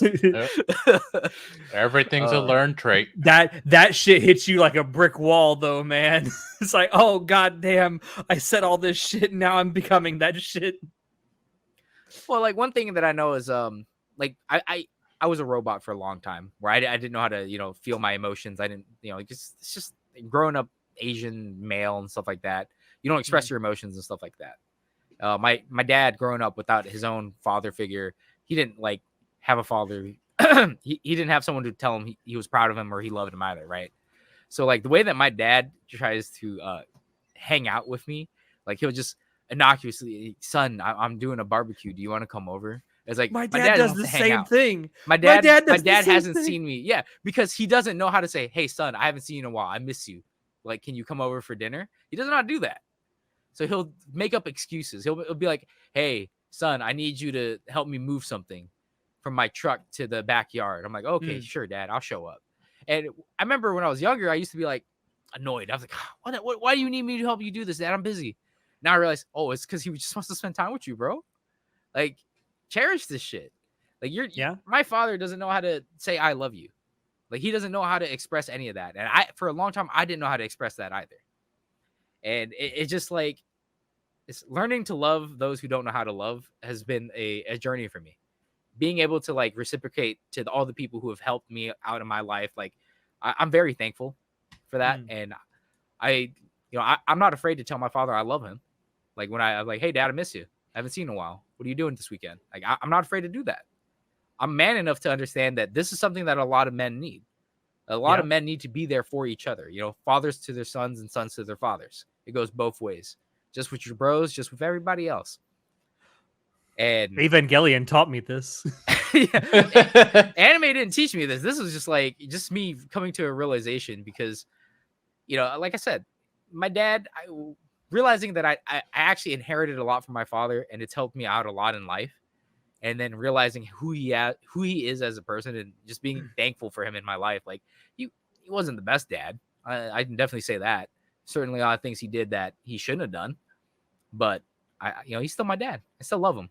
And it's just a reminder to everyone out there, you know, like, don't forget the men in your lives. Don't forget about the people in your lives, to be thankful for them. You know, call them up, tell them you love them. Like, don't be afraid of your emotions. You know, you can be that link. You can break the chain. You don't have to be self-pitying and all that stuff. Damn, John, just bringing the emotions right at the waxing end. Bro, when you're that level of drunk, right? You go like fun drunk to like philosophical drunk, then you get to the sad drunk. Yeah. Then you get to the just guts drunk. It's like, I'm going to kill everyone. And then you black out and everything's better. But yeah, I just want to like, I want it on a happy note about people, you know, like telling people it's fine. You know, I want to be a positive change in the world. I want to be a positive outlook for other people. Like, you don't have to be negative all the time. You don't have to bottle everything up. It's okay to have feelings. Yeah, it's something that I think a lot of men don't get in their life. An example of someone who is another male example of someone who is in touch with their feelings and isn't afraid to show them. And it's a shame, because I feel like a lot of us try to bottle that shit up until it explodes.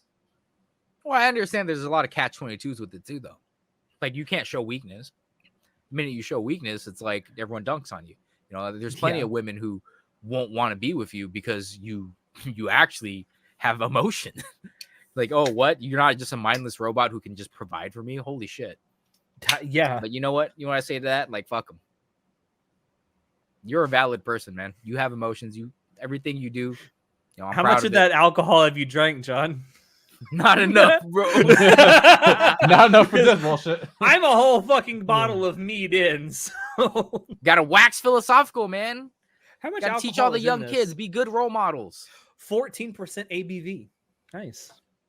This is 6% per can. Yeah, I completely agree with you, John. I'm trying to think. Thank God I didn't inherit my father's hairline, because that would be tragic. If only I I've seen that man's hairline. My dad is very bald. It skipped a generation. I'm good. I'm like balding, and it's like, oh man. I inherited my hairline from my mom's side of the family, and it's all just every man there has a thick, lustrous head of hair, and I'm like, I inherited it from my mom's side too, but they're all bald. I'm like, damn. Now, baldness just doesn't seem to run in my mom's family, and I'm like, thank you, God. You know, that is one thing I always thought was curious, how people, like, when they start getting bald, they like wear caps and they try to hide it and stuff. I don't know if it's because I do know. I've been conditioned by my family. All the women in my family hate long hair. They like guys with shaved heads. Really? So I've always had my head. Yeah, so I've always shaved my head. Always. Like you take the plastic clipper off the clipper, so you get a 0. Then Yeah. you always just give me a 0. Every single guy in my family had that haircut forever. Look at Johnny Look at- since he's bald. Bald. And that I man mean- has a million jobs. Yeah. Is one of them Oh. pizza delivery guy? Obviously, bro. Oh my goodness. I'm curious, Chanoda, what have you inherited from your father? From my father? Oh, Just from Is your it parents in general. Enormous height? no, I'm the tallest person in my whole family. Bro, Like, me my too. In my My whole dad's only family, 5'5". I'm 5'10". Woo. I'm the mutant. I am literally the tallest of everyone alive in my family. I inherited my lateness from my mother's side of the famey. My mom, I don't believe that my for a second. aunts and No. uncles. That's just an Asian thing, bro. We on Asian time. no. But like I compared get there to the when I rest get of there. my family, like I No, I'm serious. specifically Like Islander identified. time. Islander time, bro, is real because you don't. No, have I know rush. it is, but still, I identified trust that's me. where I got it from. Trust me, John, I am well aware of Islander time. And the actual job I have, we have like clients who are in the Caribbean. I am well aware of island time. It's like, I'll get to that email when I get to it. It's fine. Bro, I like that low stress like stuff though. At the same time, I don't because I love plans. I love contingency plans and stuff like that. Imagine going vegetarian at 13 years old. Bro, no shot, bro. No. Hey, are you projecting, Leo? No. You know what, Leo? We stand our small kings, bro. Don't worry about Exactly. it. We Yeah. stand our small kings. Hey, some women like that shit. They can do the kabedon over you, and it gives them power. Oh, they love it. What did I get from my dad? Shit. Yeah, like any habits and stuff like that. Any traits. Besides lateness. My dad's not that late, actually, surprisingly enough. Our love of nature, both me and my dad had always had a love of nature, and like this goes way before I even like moved to America or anything. Me and my dad used to spend a good amount of time outside, so like I'm pretty sure I inherited the love of nature and being outside from him. Oh yeah. Yeah. I inherited that from my father too. Like my dad is only 17 or 18 years older than me. So he's pretty young. My parents had us when they were really young, the kids. So my dad was still very active in his 20s, taking me to the park and stuff with him because he wanted to play ball with his friends. And it would be every fucking weekend or every day after school. Like, we're going to the park, son. We're going to be playing this or that today. And I'd be playing so many different sports, having to always be outside. And as a kid, I hated it because I just wanted to play video games all day. That's why I want to play on my Game Boy. I don't want to be outside in the sun. But now I realize, like, I'm very thankful for my dad doing that because I like being outside. I like playing sports and stuff. I like actually seeing the sunlight every now and then. It's not all doom and gloom. And Go games touch all the grass. time. Yeah, I like touching grass occasionally now. Can't confirm their girls who legit like it. Anyone who says you must be 6'2" has got trash game. Bro, That's true. It's true. That's true. Yeah. I'm trying to think if there's anything that I would say probably the thing that comes to mind first when I think about what I inherited from my father is probably my love of jazz music. Because I used to listen to his jazz records growing up, and I fell in love with it. I love jazz music, man. You like jazz? I like jazz. Oh man. Just thank God I didn't inherit the fucking The hairline though. Must be nice, bro. Like, I don't know what it's like. I will say something I inherited from both of my parents that exists on both sides of the family is the lack of a neck. Like, I try and do what I can with the beard, but man, it don't help sometimes. Every guy on both sides of my family has just these enormously thick necks. Bro, you must have played football in high school. I did not, and everyone always wanted me to. You should have. You've I been a good should have. lineman. Like looking back on it, I have the body to be a defensive lineman for sure. My dad is our love of alt rock music and negative is anger. Yeah, anger issues is not something good to inherit. Yeah, no, that's my short temper comes from my dad too. I got a short temper. It's like funny my though. father. Your temper is something that's kind of unique because when you get angry about something or frustrated, you don't like yell or scream. You just stop talking and walk away. Because I used to be very combative. I've learned to, like with all things in life, your illnesses are not your fault, but they are your responsibility. I realized from when I was a young age, I had a lot of anger issues, and I did inherit that from my father. I realized how destructive I was. So when I learned coping mechanisms, so instead of like lashing out and like getting into fights and fucking people up and stuff like that, breaking fucking windows and shit like that, I just get me away from the situation. Let me just calm down, because at the moment it's like I'm heated. I need to take a walk. Like, don't talk to me. Don't do nothing. Just let me sit. Because one thing I don't do is I don't fucking stew. Like most people, they will stew over something and get more pissed off over things. I don't. I get over things real fucking fast. And it's like that because like growing up with my father with the short temper, my older sister's like this too. When we get into fights, we get mad, we're heated, we'll fucking be at each other's throats. All we need is time off. Get away from each other. Don't talk. Don't do nothing. Right? Don't interact. And they will eventually just calm down. And it's just like that. That's just how we are. Yeah. I mean, I feel like I'm the same way. The only difference I think between me and you is when I get that way, I just outwardly say like, I need a moment. And then I just go away. No, I can't even do that. I can't give you the courtesy of being like, you know what? I'm really mad right now. I can't get those words out because like the minute I open my mouth, I'll be fucking throwing words. Like I'll be throwing hateful shit.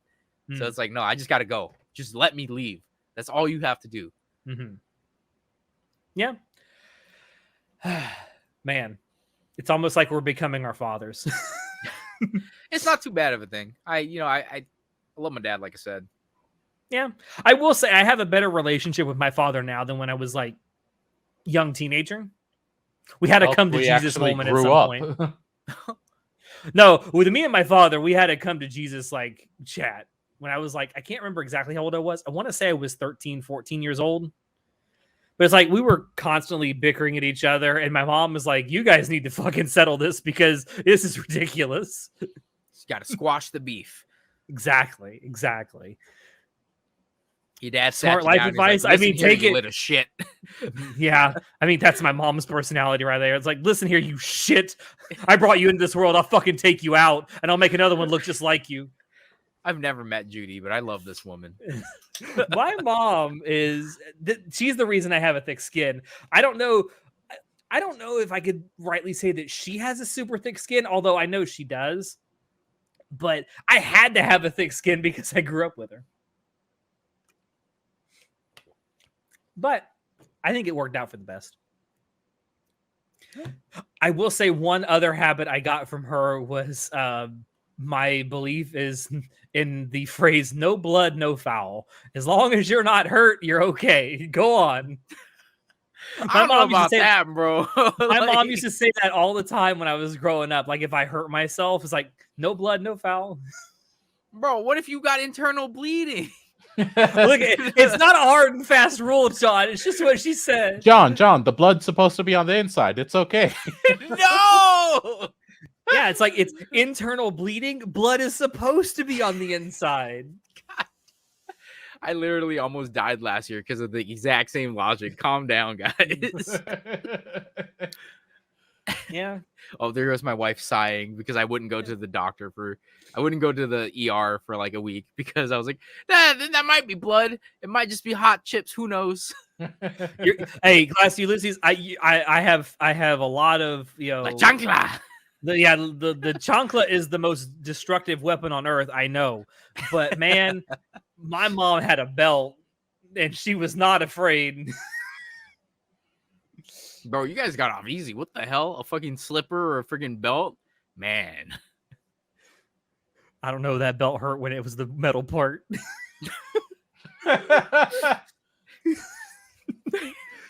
Enough childhood trauma, though. Is there Let's anything end it else on to the talk child about, or abuse. should we actually end this? We're at a 3-hour mark. I gotta think we're piss. good, Let's man. go. I'm good. All right. Oh man, your dad's belt, man. I don't know which is worse, the mom's belt or the dad's belt. I think the dad could swing a little harder though. Some of y'all need therapy. Bro, try a frying pan, bruh. Oh I get it, damn! bruh. No, I get it, bro. They bring out the big boys because you being a fuck up. And they are turning that frying pan into a drying pan, aren't they, John? God damn it. They're gonna fry more than just scallops in that pan. It's gonna be your ass. I think it's sign out. I think it's sign out. I think this is a really good time to end. Although I did kind of want to talk about the React streamers drama that Natai brought up, but maybe we can wait until Natai is I don't back. know what that is about. I don't follow drama stuff, so I guess we can get into it really quick, but I don't want to get too deep into it. I get there's a lot of drama going on right now about like is React content ethical? Because you don't necessarily get consent. Some people do, but you don't necessarily get consent from the people who made the original content to react to it, even if it is transformative. And like, how transformative does something have to be in React content for it to actually be transformative? okay. I feel like so. The problem is that I tried to leave and we I'm got right back American. into it. I'm American, right? Freaking First Amendment rights. I'm allowed to voice my opinion on things, free speech and whatnot. Yeah. But from a because I feel the same way about people who read off of like Reddit subreddits. Like they go to a subreddit for top of the week memes or something, and they just like literally voice over what people post. Mm-hmm. And it's like they didn't do anything. All they did was read things out loud, or they'll even be lazier. They'll have a text to speech person do it and just make money that way off of YouTube. And I'm like, they're just reposting content and making money off of it. I feel like that's like not if too transformative, in my opinion. I feel like so long as you have an actual personality and actually You give information or can edit out parts of it, then yeah, or like so Or if you're even giving present lots it. of commentary. I mean, Yeah, a lot like- of commentary. Yeah. for React That's literally streamers, what if Tommy they actually does. if it's something like, whoa, oh no way, dude. Whoa, Yeah. like that's not content, bro. That's just It's not that type of- transformative either. yeah, that's just whatever. But if you watch actually- if you watch a 10-minute clip, right, of something that someone posts, and then you give 30 minutes of commentary on it, then yeah, I would argue that's very transformative. yeah, I guess it's probably because I'm not exposed to very much of the React YouTube sphere of people doing that, where they just like do whoa, no way. Like I'm that's just me making a caricature up in my mind of what that is. How many of those people actually exist and how successful they are, I don't know. Yeah. I watch historical people reacts and give their comments. I mean, there's a lot of different types of React content. I think the drama that's going on right now is for people who upload videos to YouTube and then other streamers just going and watching the whole video and providing very minimal commentary throughout. I know a big part of this drama comes from both XQC and Hassan, because Hassan did a React stream where he watched one of Lemino's videos, and like for like half of the video, he wasn't even on the stream. He was just letting the video play and letting people watch it. So, you know what's really funny? I was basing my model after XQC. My whoa, no way. I mean, that's pretty much his React content. That's all it is. I'm like, I was actually basing it off of XQC. I didn't want to say it out loud. I didn't want to throw shade. But I mean, that's his personality, though. So I'm like, you know, it's hard to say, because I don't think their intention is to repost your content to farm it for views or anything like that. Like, the thing is, they're streaming themselves, right? People are watching. It's a personality thing. Yeah, they're watching you because they they don't care about what you're streaming. They care about you reacting to something. So it doesn't actually matter what you're streaming. So I don't see a problem with that, because especially if, like, you know, like with the millions of fucking fans that these streamers have, it's like you got 10,000, 15,000 bros who just want to watch you go, whoa, no way, dude. Yeah. Is that real, chat? Oh my God, I can't believe that. Like, Man, that sounds a lot like XQC. I'm just, God damn. I used you to watch could a lot be of his clips. Breaking news: SBF just went. That was like yesterday, wasn't it? That was announced. I wouldn't call that breaking news. SBF? Sam Sam Bankman-Fried. Bankman-Fried, the crypto bro. Oh, crypto bro. Yeah, I guess that judge revoked his bail yesterday, and he was sent to jail. Sucks. Wouldn't exactly call that breaking news, but yeah. I'm so over that whole story though. But I don't know. Maybe next time, next time when we do the WTF next month, we'll have Natai actually expound upon this, and by then maybe we'll have more drama to talk about. Who knows? But I do want to go ahead and end it. We have been going on for about 3 hours now. Thank you everyone who stopped by to watch our stream tonight. Thank you everyone who watches this after the fact. This is going to go out again as a more edited version on Monday. What else? Check down below to where you can find links to Anime Club After Dark on Discord, on Twitter. You can also find a link to our merch store down there. What else? We were supposed to do a stream tomorrow night with Vermintide. However, John can't join us because of his prior commitment at the what is the parade called? It's called the Mien Festival, but I'm participating in the parade because my dad's like the VP of the Union Association. Okay. So I yeah, gotta help out, do stuff. He'll be there and won't be able to join us. So I will either be streaming something else, which I haven't decided yet, or I will just be doing the watch party I was going to do on Monday night, tomorrow night. I'll see if I can get out early, but my dad's band plays at 4, so I'm like, I don't think I'm going to be able to leave. we can always play next weekend, right? Or any other time. I'm actually really not free next weekend. My anniversary is next weekend, so we'll figure something out. We'll play it eventually. We will play it eventually. But yeah, so I will be doing something else besides what's actually on the schedule. I'll be changing it here in a few minutes, but I'll probably just watch or do the Jujutsu Kaisen watch party tomorrow night instead of Monday night, and I'll just figure out something else to do on Monday night. Anyway, I hope everyone has a great rest of your evening, day, night, morning, wherever you happen to be, and we will see you next time. Say goodnight, everybody. good night. Bye. Stay safe. Reach out to your parents. Tell them you love them. Tell people in your life that you love them before it's too late. No. We're not at the sad drunk yet. Yet. I'm almost there. Good night, everybody.